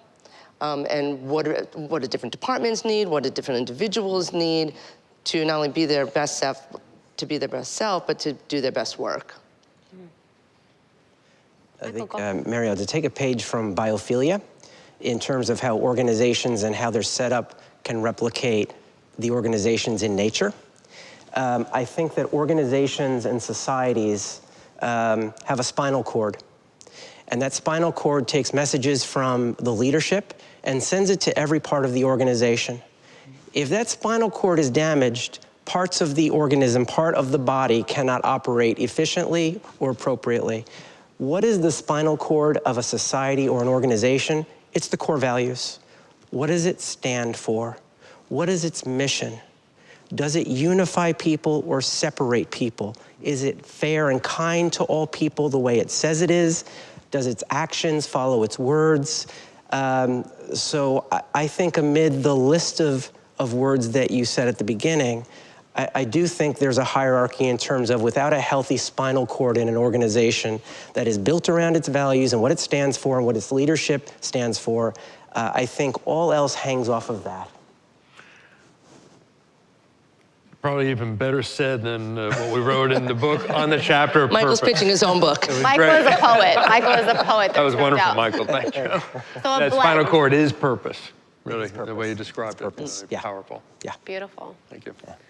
I guess I would highlight two items. So I would say place and agility, because I think that they're inextricably linked, really, in this discussion, right? So when you think about place, and there's obviously been a lot of talk about hybrid work in the past, couple of years, but I also like to think about the hybrid workplace, not just a hybrid work angle. So the concept of the office verse, as highlighted in the book, I think it resonates very well and really talks about the variety of environments and locations that make up that hybrid workplace today.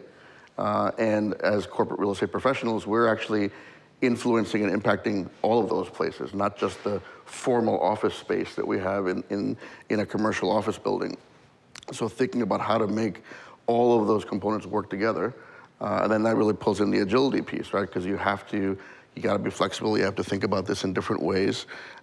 Every individual, every company certainly will think about this differently, right? I mean, I think one of the messages that I continue to indicate to folks is that, because people say, well, what should we do? How do we address hybrid work, and how do we move forward? And it's not a one-size-fits-all, right? This is something that's going to be very bespoke to your organization, depending on your culture, on the industry and the type of work that you do, on your people. So on what you've deployed to enable or not enable this level of agility and flexibility in the workplace. So all of those pieces have to come together to define what this hybrid workplace program looks like for an organization. And so that's why those two pieces for me are very, very important. John, yeah, you're up. Yeah, no, I would definitely agree with a lot of what you said about agility, but in the last session, I spoke a little bit about agility and also about belonging. So maybe and back to your point about the core values, with USM, we're a furniture brand, hopefully going to be in your spaces. So we have a little bit of a different angle, but the sort of core values for us are modularity, timelessness, and sustainability. So I think I'd like to mostly think about sustainability.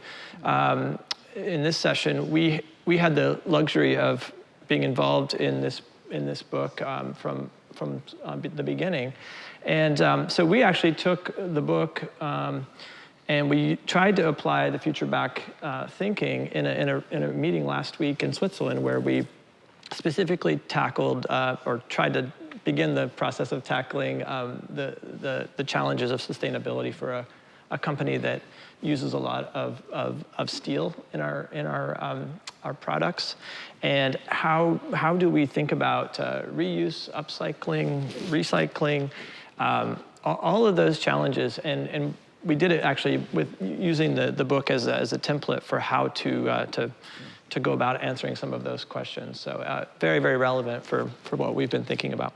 Incredible. I'm interested to know how you think, or if you notice a major difference in people's priorities as it relates to these spectrums pre-COVID and fast forward to now. It's a loaded question, I know, Francisco. Well, yeah, it's very, very much top of mind, right? So, and I think that also you have to inject the multi-generational workplace discussion into that, right? Because there are also different priorities from that perspective. I think that the biggest challenge that we've had now is that the behaviors that became almost standard and accepted working in a hybrid manner during the pandemic, it's lingered for so long now, right? We're going through almost 3 years now into this model that this has now become part of how people work, and just how what they expect in the workplace and from their organizations and whatnot. So now we're actually trying to in some ways not break that model, but adjust and incorporate that model back into what needs to work for not only the individuals, but also for the companies.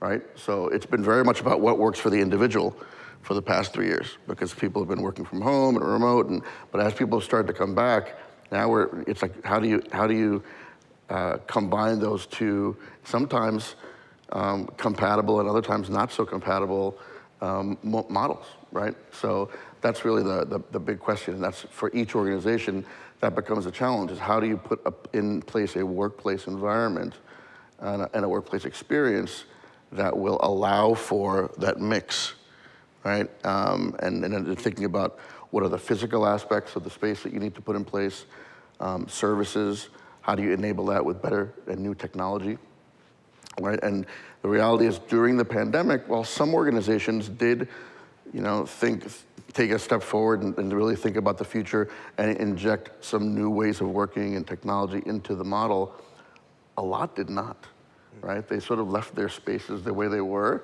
and then now they're trying to bring people back and create this new workplace experience in space that was, in some cases now, designed 5, 10, 15 years ago, right? And that doesn't necessarily work very well, right? So this is really the sort of the challenge in front of us. And to trigger that challenge into an opportunity, or to pivot that challenge into an opportunity, Bob, I give him credit for coming up with the book title. Really saying that, hey, there is a shock that's happening here. There's so much change that's happening in such a short period of time. This is an opportunity for us to rethink and think more holistically about the spinal cord, in addition to some of those choices about place and time and agility. And one of those critical shocks that are happening is all about sustainability. A couple of years ago, and certainly when I was practicing as an architect, we didn't think about that. When I was practicing as a consultant and advising companies, sustainability was not on the agenda. It was always digital transformation. So there's so many shifts that have happened, not only because of COVID, but also Black Lives Matter, Me Too, seeing the North-South, global North-South gaps. Look what's happening on the geopolitical stage. There's so many shocks happening right now. We were kind of hoping that office shock would trigger people into having that open conversation, holistic conversation, about how might we use the office and our ways of working, what we call officing, to actually co-create better futures. And look at us now. Anybody else notice a major shift in people's priorities, the people that are in your organizations or colleagues, peers? Mariel, I think we measure everything. We love data. We measure our age and we celebrate our birthdays, we celebrate anniversaries. We measure and celebrate all sorts of stuff. One of the only commodities, although it's the most important, that we can't measure is how much time we have. No human ever in any society from the beginning of time has ever known how much time they actually have to live and do the living. And so I think that has been a wake-up call for all these people we talk about in the millions. How do I use my time? I don't know how much I'm gonna have because I've watched family pass unexpectedly from this virus that I didn't even know about a year ago. And so I think the proposition then of how I use my time and how much time do I spend in an office? How much time do I spend working? Also thinking empathetically about families and parents that, the silver lining, they had enormous amounts of time with their children and with people that they love. Now to go to the office, they know what they're missing. Like there are, in certain circumstances, you can imagine a child saying, well, where are you going? It's been kind of nice having you around all this time for the past couple of years. And so I think there's a stickiness personally, other parts of our lives that justifiably have deserved that time and have been forsaken by the, workaholics and overworking for so many years. I think there's a recalibration. So what does all that mean to the office? It means, I think, that leaders in organizations have to be far more like stage managers on Broadway or at the opera or a ballet. They have to be really thoughtful about the performance that they're asking people to come back and participate in, rather than, we have the best theater in the world, just come back. That has changed how we measure and value time, and the pressure and the focus on leaders and organizations to actually be even more thoughtful about how they use these enormous assets called offices. Yeah, I mean, look, during COVID, we realized that we were able to work from home for a lot longer than we realized, right? And so, can you imagine if we had the pandemic in the 80s, we would have been like off the grid. But we, 3 years ago, we had capabilities to do everything. And I think that was a major shock for people. And now, some companies are mandating people to come back. So where's the balance, right? Are they going to mandate the days, or just allow you to be flexible with that, to do your best work, and just be responsible for that? But you're right, Michael, right? It was lovely having dinner with my kids, right? Which most nights I don't have that opportunity. But the problem during COVID was I didn't know when to turn it off, right? It was very gray. I started work a lot earlier. And then I didn't know when to stop because it was just fluid. And there's something nice about going to the office. I see people, I wear my clothes again. There's something nice about like not looking like I rolled out of bed. But then also when I come home now, then I can shut it down, spend time with my kids, and if I need to, I can jump back online. But there is a much more defined line. But then becomes a dance of what do you do and how do you do your best work while you're in the office, or how do you be flexible with that? I heard earlier in your other conversation when we talk about technology, right? And technology is great if you use it properly. Technology is mostly designed to not allow us to interact with people. Right, I'm gonna pre-order my coffee, I'm gonna book my stuff online, I'm not even gonna talk to the teller at the bank, right? I'm gonna do everything through my apps. And so when you're in the office, now we want people to interact. So I think you gotta be really mindful about how you use this technology to not keep us separated, so. When we were having that earlier conversation, it took everything inside of me not to pull you onto the couch. Because you know how I feel about this. At the digital analog part of the conversation, where Anna, Levine from Industrious, was mentioning, we really tried to implement as little technology as we can while still having that robust experience. And it's something you've said over many years that you're a big believer in analog. If you really want to upset me, be in the office and join my meeting via Zoom. I'm like, you're in the building, right? So why aren't you in front of me? That's fair. So it's just, it's those things. I would say from our perspective, talking about opportunities, the pandemic, all of a sudden everybody had to have a desk and a workspace at home. So it was very interesting to see people's individual thought processes and to see how discerning people were about the kinds of furniture that they wanted to now bring into their space and how they would live. And in a sense, everyone started to be able to design their life a lot more than in the past. And specifically with home office, we saw just this massive influx of people who were coming to us because we're sort of on the line between home and office furniture. So the thinking for people, the thought process behind like having a practical workspace, but also some of the other factors like thinking about sustainability. And so I think we really had some opportunities that came on a personal level when we had the pandemic. So, and I know it's different than you guys had, but we sort of obviously had like a lot of furniture brands had a really massive uptick, and now we're at the point where we're having to see where the dust settles. Here we are 3 years later. So in considering all of the cultural evolution since COVID, and evolution in the values of workers and people, right? Not just workers. Workers are people.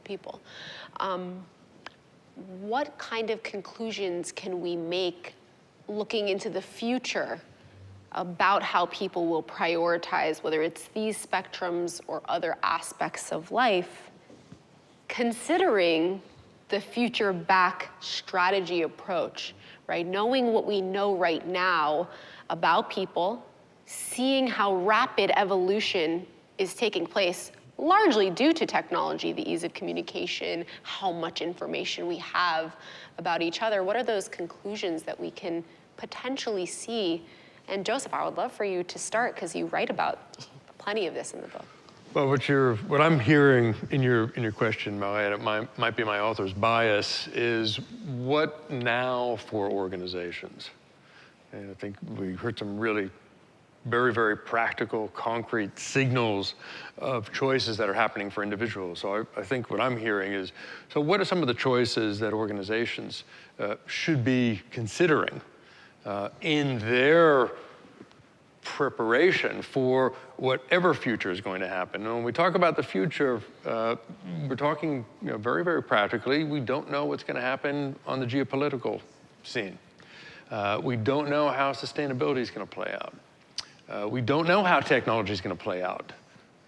Are we all going to be in virtual reality next month, as you'd like to think, or in 10 years? We don't know those.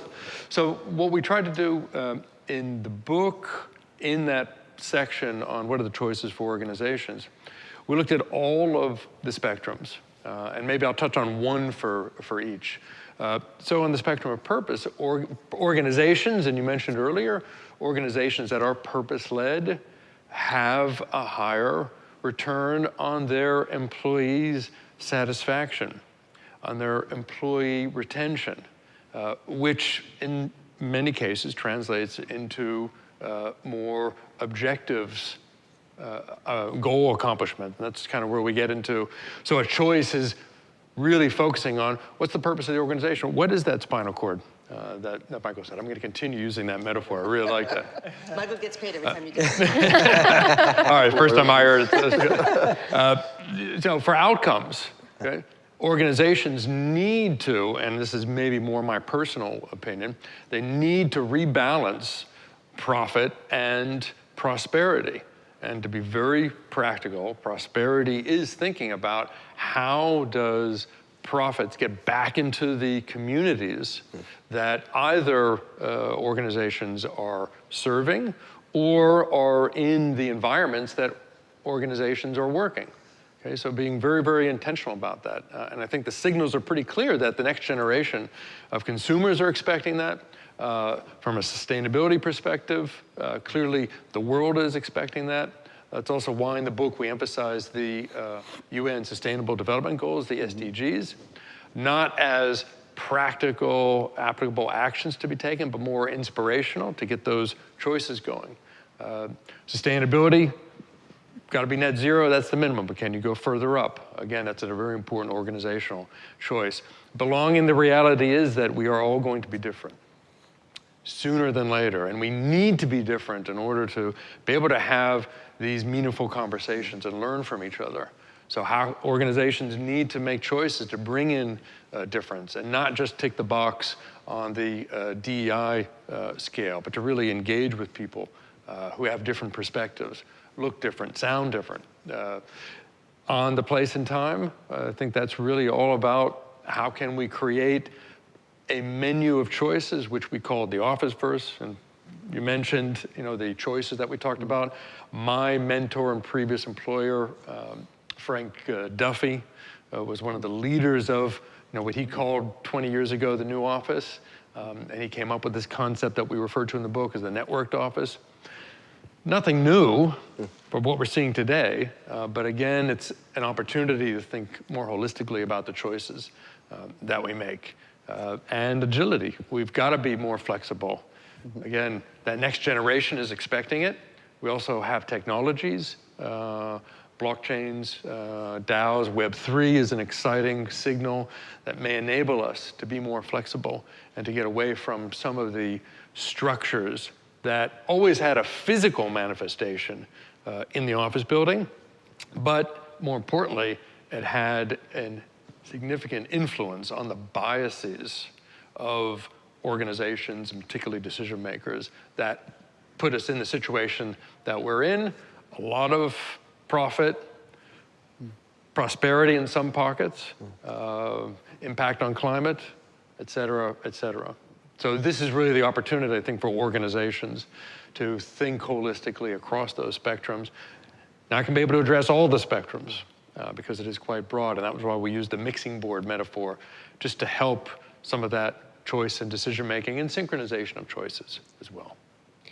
And sticking on the people part of the conversation, as much as it's so easy for the organization and the people to be blended, as you said, which one comes first, and depending on the time, the answer could be different, depending on the year, depending on the circumstances.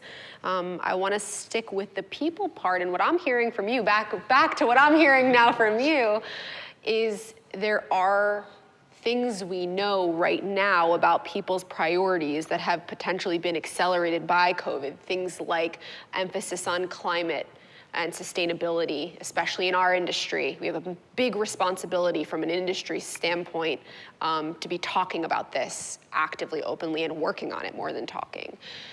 People's priorities in having a tech stack that works for them, that's not, cumbersome, that's easy, doesn't create friction. People are being able to embrace otherness, right? Our differences. Not only just as humans and celebrating each other, but also when it comes to business strategy and embracing a variety of perspectives and life contexts to create built environments, potentially whole cities that reflect the people who will be using them and living in them. These are all things we know about people right now and how they're setting priority that will help us, move forward in creating that strategy with confidence. These are things that are not disappearing, and we can say that confidently. If anything, these are challenges potentially that will become more and more complicated, have more and more attention and focus. Anybody else? Are there any massive priorities from the people within your organizations, your peers or colleagues that we maybe haven't touched on? Look, I think that, especially with running workplace, I think there's a real responsibility. I don't even know if people know what they want or what they need, right? And so the responsibility I'll take, let's say we finish a fit out, right? We're not done, we're just beginning. And I'm always paying attention to that post-occupancy usership, and what is that employee's journey? How are they utilizing this space? And I think I made this reference, like if you ever grew up in a house that you never used the formal living room or dining room unless it was a special occasion, like I never want that for the office. Oh, we're gonna talk about that. Right, I never want that for the office. I want you to utilize things, whether I have to manipulate it subconsciously, like if we're serving lunch, I'm gonna put it in the different pantries on the different floors to get you to not be siloed and to move about the stack, right? And then, so there are things that you can do if you put something unique on each floor, if you have a multi-stacked office, so it allows people to move about. And then they have these casual collisions, bump into one another, and I think that's all really important. So we can sort of curate an experience for them without them realizing it. Well, so what is the balance? Where is the line between curating an experience that to the naked eye is invisible, but it's inciting bump-ins and moving about, and how much of it is active, intentional communication to build that emotional investment into the space and connect to purpose behind the strategy? This is gonna be a bad analogy, but you're gonna go with me on this, okay? Okay, we're ready. I have references before. You walk into a Starbucks and you think you're curating your coffee. You're not. You're curating a coffee from a pre-selected menu that they've selected for us.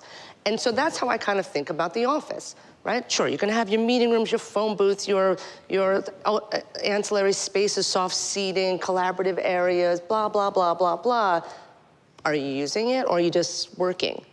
Unless there's a reason for you to get up, which is why I despise when people are in the office and they're doing a Zoom with someone who's also in the office, right? So there are ways of which you can have people move about. It's going to be different for everybody. It's not myopic, right?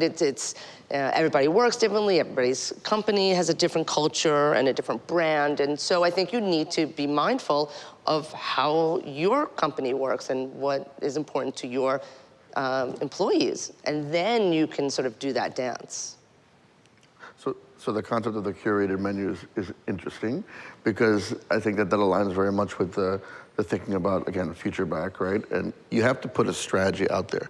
You have to have a vision for where you're going to go in 5 or 10 years, and then you figure out the pieces, fill that in, right, over time.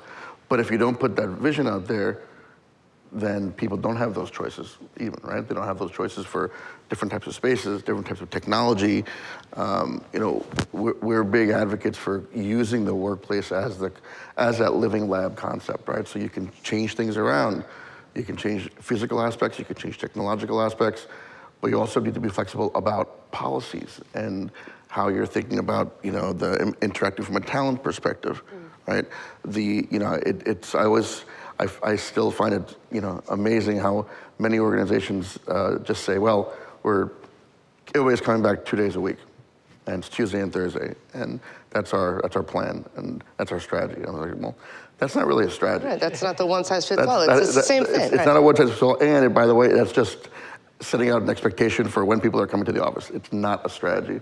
There's so many more parts and pieces that you have to put in place from a people, place, technology perspective to really think about that. So it's, I think setting that vision and then working your way back from that in conjunction with all these different, because you can't either do that also just from a corporate real estate perspective, right? You need to involve talent, you need to involve the IT department, you need to involve all the different parts, the business, you have to involve stakeholders, get feedback from the people who are using the space. Well, the only thing that you said, when you said to think 5 years in the future, if you had thought in 2020, what's a 5-year plan from now?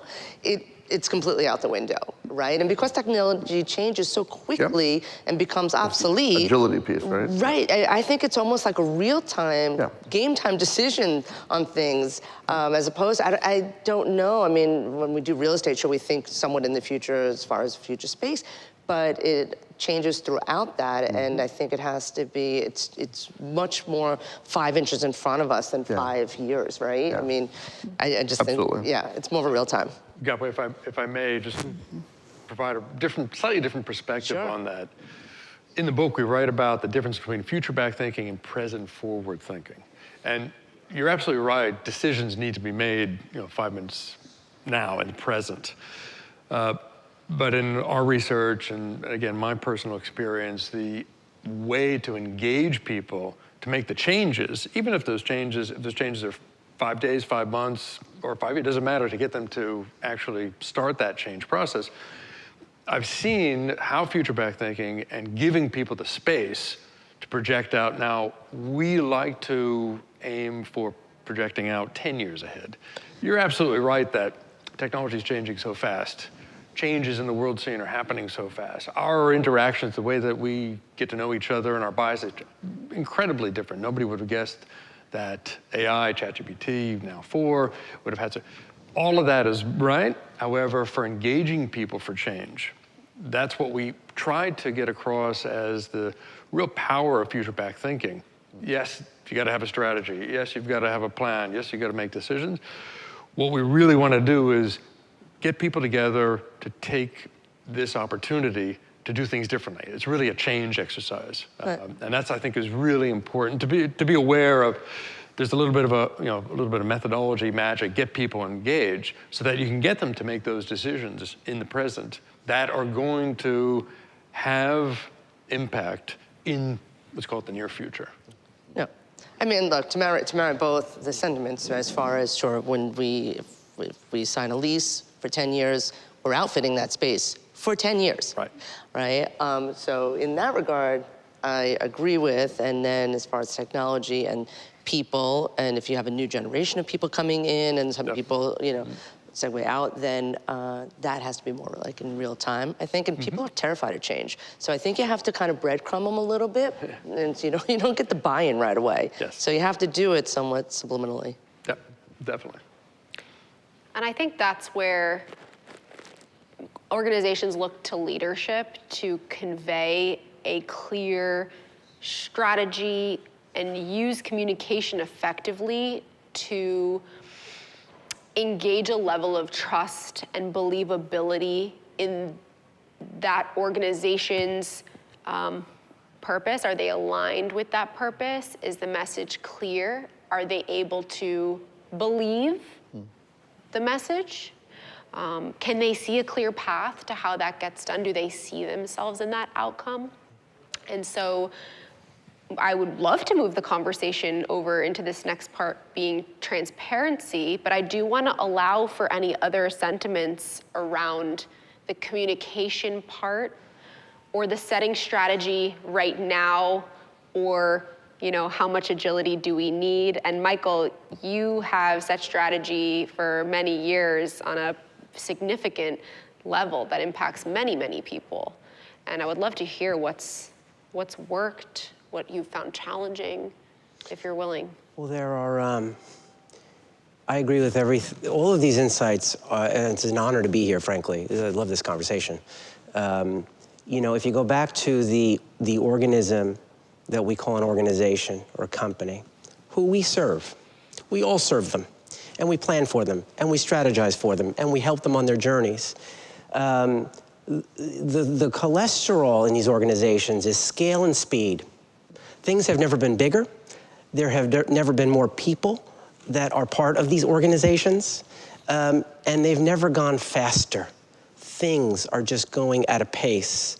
And that challenges an organization from, one, being thoughtful, and number two, a sibling of the scale, and this is by virtue of decades of merger and acquisition, some of which we've seen over the past couple of weeks, this isn't ancient history, is that culture after culture and portfolio after portfolio are bolted together. And so what happens then?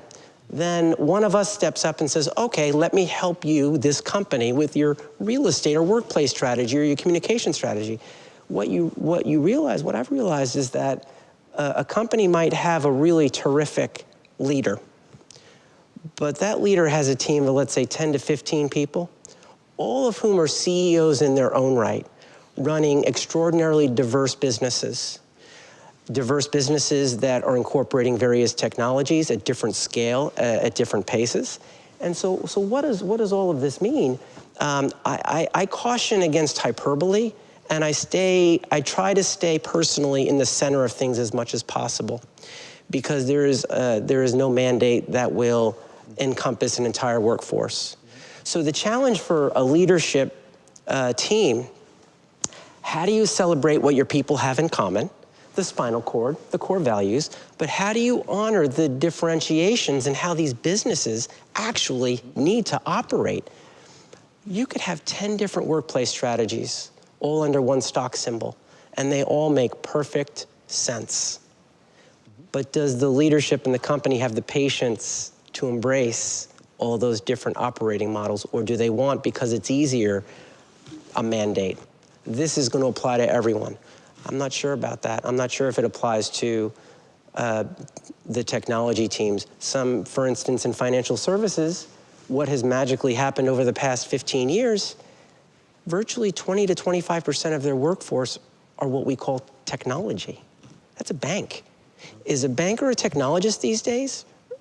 Or is it someone that will help you with your company and your strategy going forward in terms of capital markets and, the lines have blurred. So I think there's complexity, and I suppose the accent at the end of this is to say how you navigate this and how you lead and how you embrace those differences and allow differences to thrive cannot be a part-time job. Curating a company's culture and navigating all of this has to be full-time. It can't be you take a senior banker and you say, you're going to do this too because you're going to chip in. I think organizations need enlightened real estate leadership.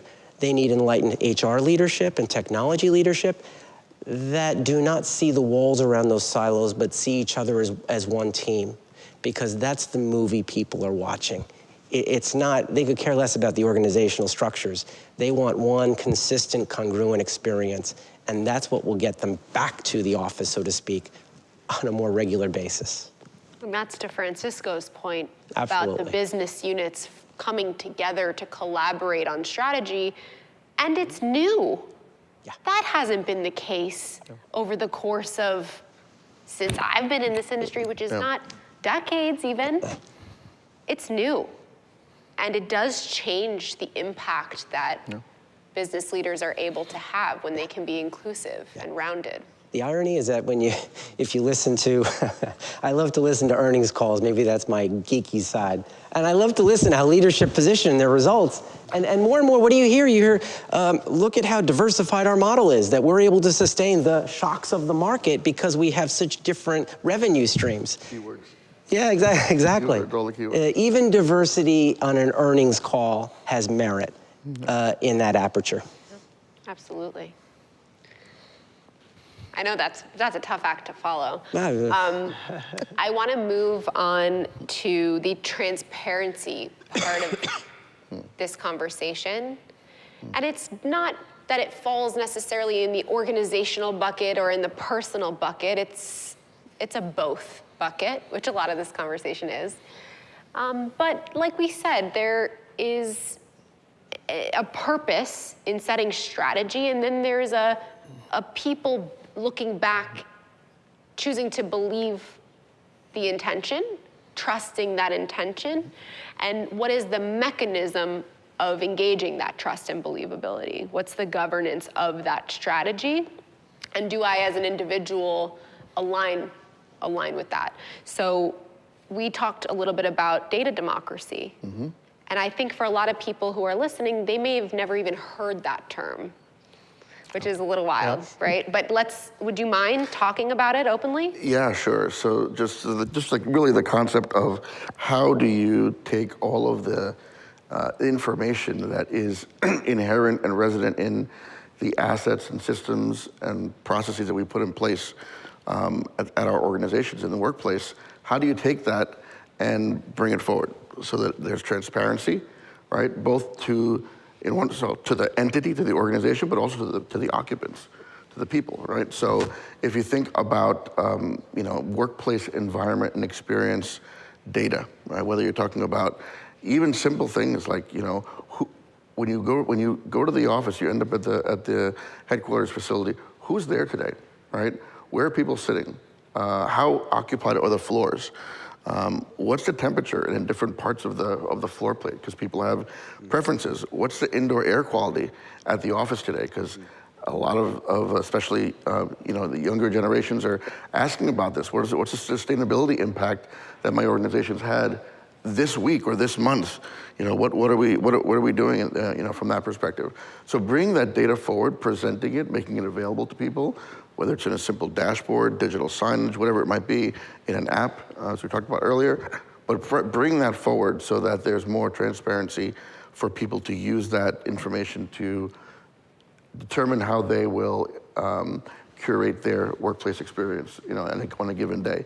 The other side to that is individuals, and this is on the corporate real estate or workplace function, put the apps or the technology in place so that if people choose to opt in to provide more about their situation, their preferences, their likes, their interests, their needs, if they provide that information, their location, they get a benefit from that, right? So when I go to the office, for example, I can look at our workplace app, and I know exactly where the people that I'm working with, or that I typically work with, if they're in the office today, and where they're sitting.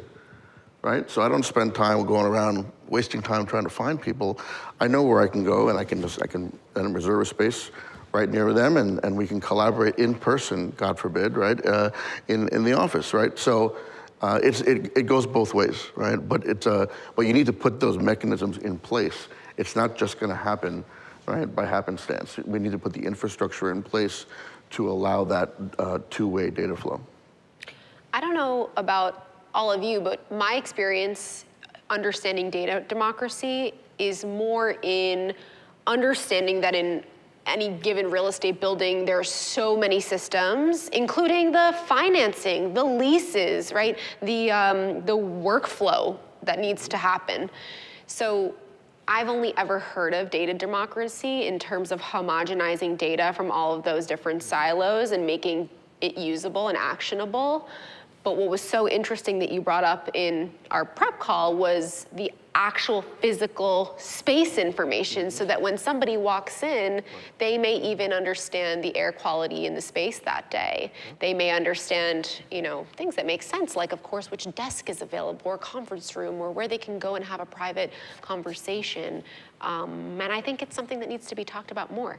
And it's something that could build a level of purpose and belonging that, is maybe kind of easier, especially right now where we have so much data about every little device, and we have more sensors and IoT things happening in our spaces than ever before. I also think there has to be somewhat of a responsibility across the board, meaning that you could have employees that will ask, what are we doing to be, to be greener, what's our efforts, and you could enumerate all these different things, but it has to be a buy-in from them as well. Right? You can't expect that we're going to do this, that, and then complain about the low flow of the faucet or not recycle, right? So it has to be a two-way street. And sometimes trying to get that buy-in, it can be difficult. And this is the people part, right? Right. Technology, technology, technology. We talk a lot about not technology just for technology's sake. How is this, and I would love to kick it over to Michael, this is his bread and butter, how is this impacting the people part? Did you just kick it over officially? Yeah, Okay. yeah, official, It's Michael. official. I wasn't quite sure whether that was a... It's She official. literally like, whether that was a... she like did this kick and it she flipped over. it over I to you. said, is that a present we're or gonna a future pass it over. Joseph scenario? validating me. Very clever. I think, look, I think you're right. I think that because of data democracy, people have far more awareness as to what's going on around them. They have far more transparency in terms of points of view from their leadership teams. Because why? Because we're super connected. So I think that human beings are armed with so much more information than they may have been 20 to 30 years ago when you read the paper. And to read the paper, you had to go buy the paper or pick it up at the hotel. Wherever you had to get it somewhere. But the news finds you. The information finds you. Your company provides it to you. Service providers provide it to you. And so I think with that, there's an obligation, is to say, what's the truth, first of all? So in any democracies take work, as we're seeing live right now in this world. Democracies are not laissez-faire. They take hands-on management, and you really have to fight for the things you believe in. In data democracy, you have to first discern what's the truth and what's not. Which data do I depend on that bases my perceptions of the world around me, my company, my colleagues, and how then do I process that and react to that as an employee, as a colleague, et cetera, et cetera. So there's a step in there. And I think with that, going to what you said, I think then it becomes how consistent is it when I've gotten to the truth? Are leaders saying one thing to me and then it behaving differently? So in all fairness and equity, is compensation fair? Is promotion fair? Is it merit-based? Or are the words and the actions somewhat very, very subtly or not so subtly bifurcated? People are now aware of that. Why? Because there are reports that come out that tell them that. And so I think the demands on these people we call leaders, and we are among them, frankly. It's not like we're different.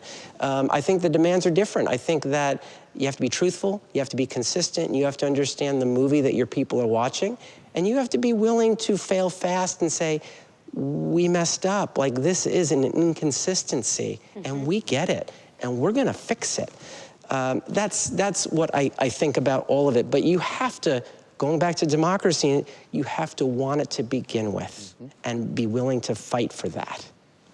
You said something really important about being open about potentially failure or opportunities to do better. And I think we talked a lot about this at Purposeful Intent. I'll bring it back to that conversation. I think, and public-facing public companies are a little bit different with what they can say externally than what they're potentially able to talk about internally.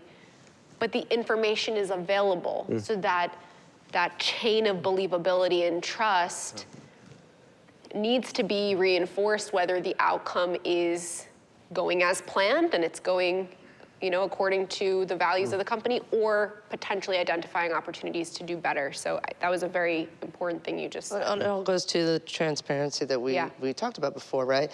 And I've always sort of managed in that way of being completely transparent. Why would I keep information to myself? How does that, help anybody, right? You should know what I know. I don't want to share that information. And, and I find it interesting because, and I know I'm not alone in this, I had always sort of reported to the CFO, right? Spend the most money in the company, so naturally that would make sense. But now I report to the head of people.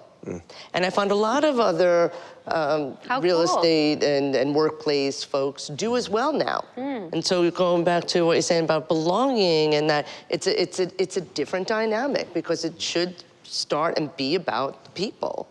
And so I think that sort of all comes together. I have more questions for you, but I saw that Joseph wanted to jump in. I just wanted to highlight the importance of transparency. I think you put that word out there, Marianne. It's so important, yes, transparency about data and transparency of the choices that leaders make. I think, Gabrielle, what you just described, that kind of confidence, that kind of security to be able to be transparent and to provide information, I think absolutely, Michael, you're right. Everyone's expecting it, because we are in the digital era, or whatever words we want to use to describe the amount of information that's now available. And that's where leaders, and this is, again, goes back to those organizational choices. It is a choice to be transparent. It is a choice to be able to share data and truly be democratic in the sense that we can actually co-create and make choices together based on having information, ensuring, or ideally, that it is truthful or accurate information. And this is really the change that needs to happen, the opportunity of Office Shock to encourage everyone to be more transparent, to encourage everyone to say, hey, we don't have all the answers. We're going to be clear about our directions, but flexible about how we get there. And we're going to have to course correct on the journey. Being transparent about that, in most organizations, is not built into the DNA. It's not built into the culture because of the financial reporting. That's why I was very interested to hear the signal that you described on earnings reports, okay, that diversification is happening. Some people might say it's not happening soon enough or fast enough, but it's a signal.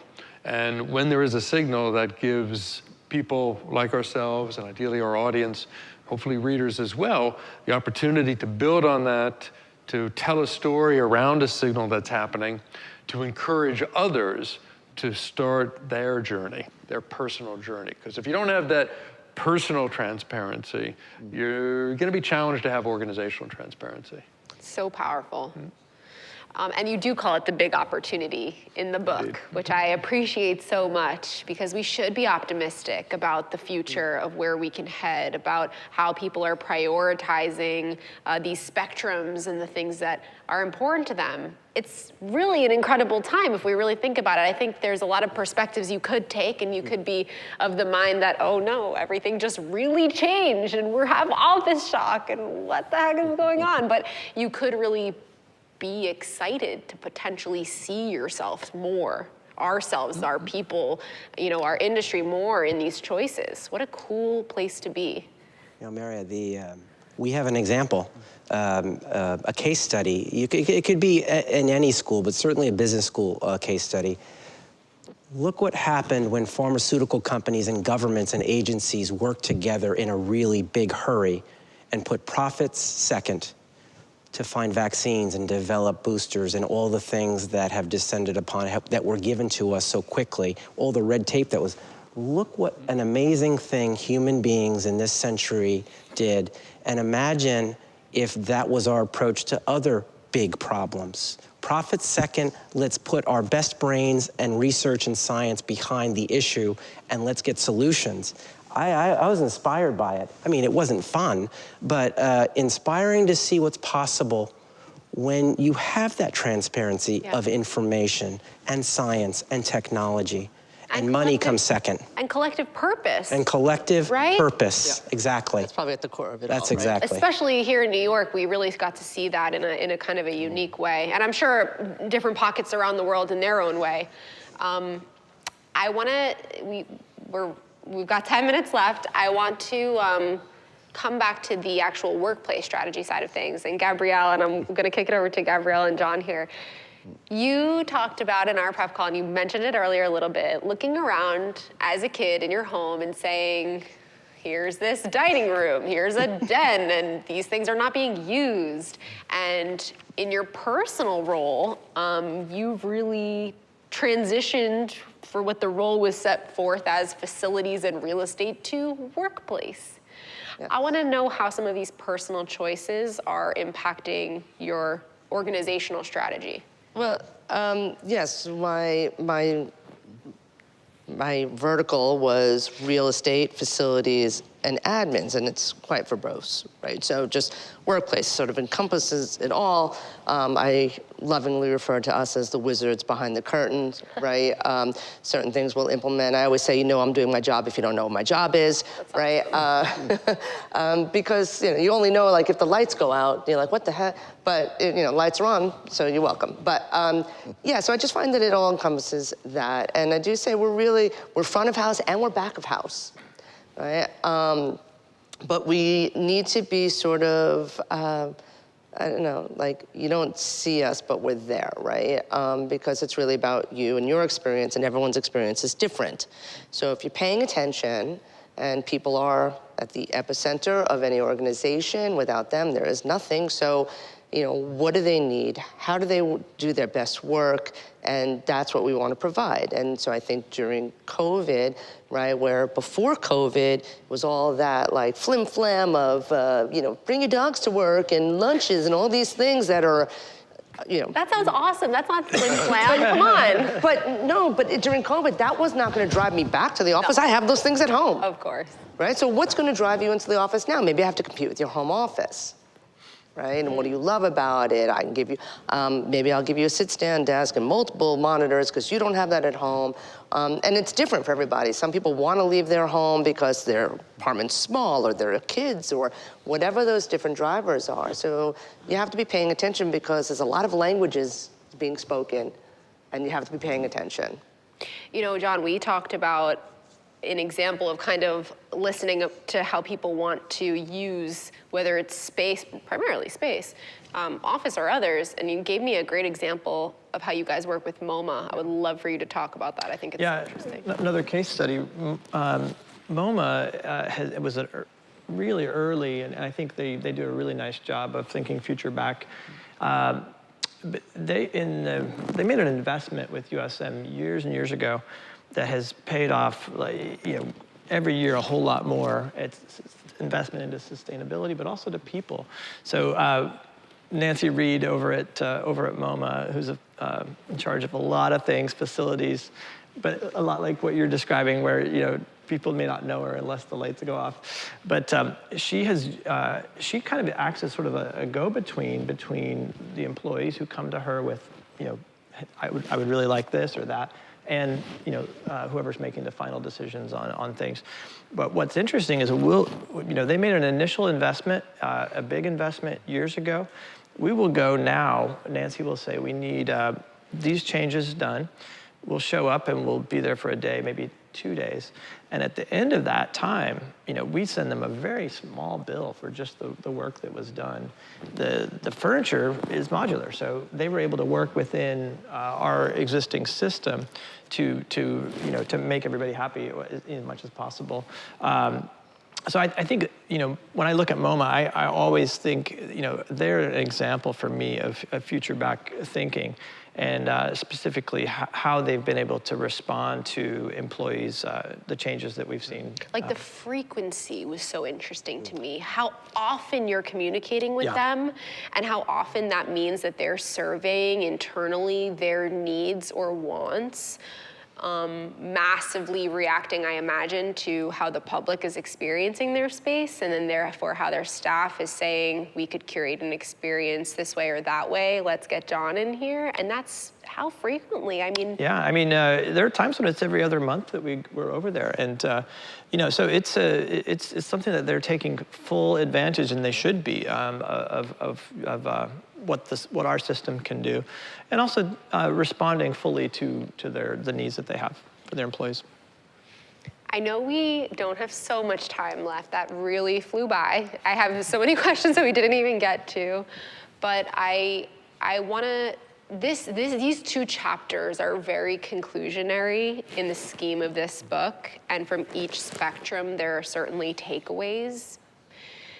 And I think a lot of people are feeling and asking themselves the question, are my personal beliefs, core values, purpose, place and time in line with my organization and how they're governing strategy right now? It's a question, and it's an opportunity. So you guys are the leaders, you're the decision makers, hopefully learning from one another. And there was a time, not even 10 years ago, where we couldn't do this as leaders. It was very, my information is mine, my strategy is mine, hope yours is going well, but this is what we're doing. And so I appreciate so much how open you have been sharing with each other, but also for our audience, it's something that I've seen more willingness from. And certainly, I've mentioned the Purposeful Intent event quite a bit, but it was just 2 weeks ago, and there was so much openness, more so than I really expected. And so I feel like the opportunity is really right now with all of the people that are finding passion and sharing and having active conversation, but also in positions of leadership where they can set the strategy and be the change we want to see. Maybe that's a little bit corny, but really. So it's not lost on me, the power that's sitting right here and the influence. And I hope that you all know that and feel that and look around and are in awe of it like I am. So Joseph, maybe you would like to give us a little conclusion from what you heard today. I'm sure you couldn't have imagined what came out. Yeah, I mean, again, Michael, you said, again, just a real honor to participate in this kind of a dialogue. And on a personal side, I love what you just said, Marielle, because I left architecture 20 years ago because I didn't think that architecture or the built environment was positioned to really make a difference. What I studied was very different than the actual practice of architecture, and I was frustrated. My last project was the headquarters of AOL Time Warner in Paris, and I think we probably all know, how that ended. And what I'm really excited about, if this book triggers these kinds of conversations and mobilizes the workplace community to really tap into the latent power that we have to influence people. I still believe the physical environment influences thought and behavior. I'm definitely in the space of embodied cognition. And that's where this kind of a conversation, and the more that we can have, could mobilize this community to influence business strategy, to influence those earning calls, to influence people's choices, so that there is a better relationship, as you just described, John. That's a different kind of business relationship. You're not selling MoMA a new set of products. Every 4 or 5 years, you've got a different relationship. So I think that's changing what we call at IFTF, changing the register. So I think that's really powerful. And I would always remind us, there's a lot in office shock because we're in a very complex world. We always said that, look, 7 spectrums, maybe that's too much. Yeah, most business books have 3 or 4. But we said, no, we're going to put it all out there. And in the spirit of transparency, we have that metaphor of the mixing board so you can see everything.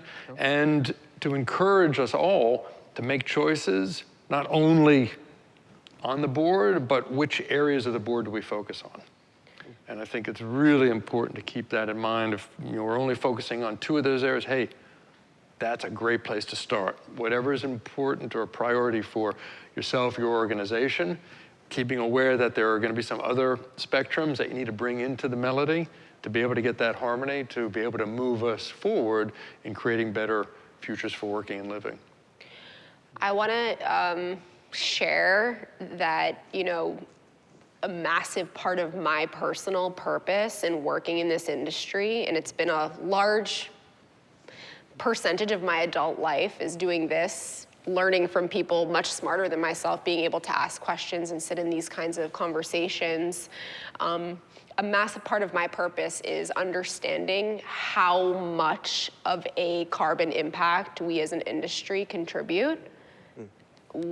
Commercial real estate construction waste contributes to 40% of global carbon emissions, a figure that has not budged in the last 9 years since I've been doing this. And we as an industry, as leaders, whether it be in workplace or furniture or education or strategy, we have such a great responsibility to not only have these conversations, but take them and use them to not only share with others, but really, really make our jobs, every job, a climate job. And it's something that Dr. Wilkinson said 2 weeks ago at Purposeful Intent. It was an incredible honor to hear her speak.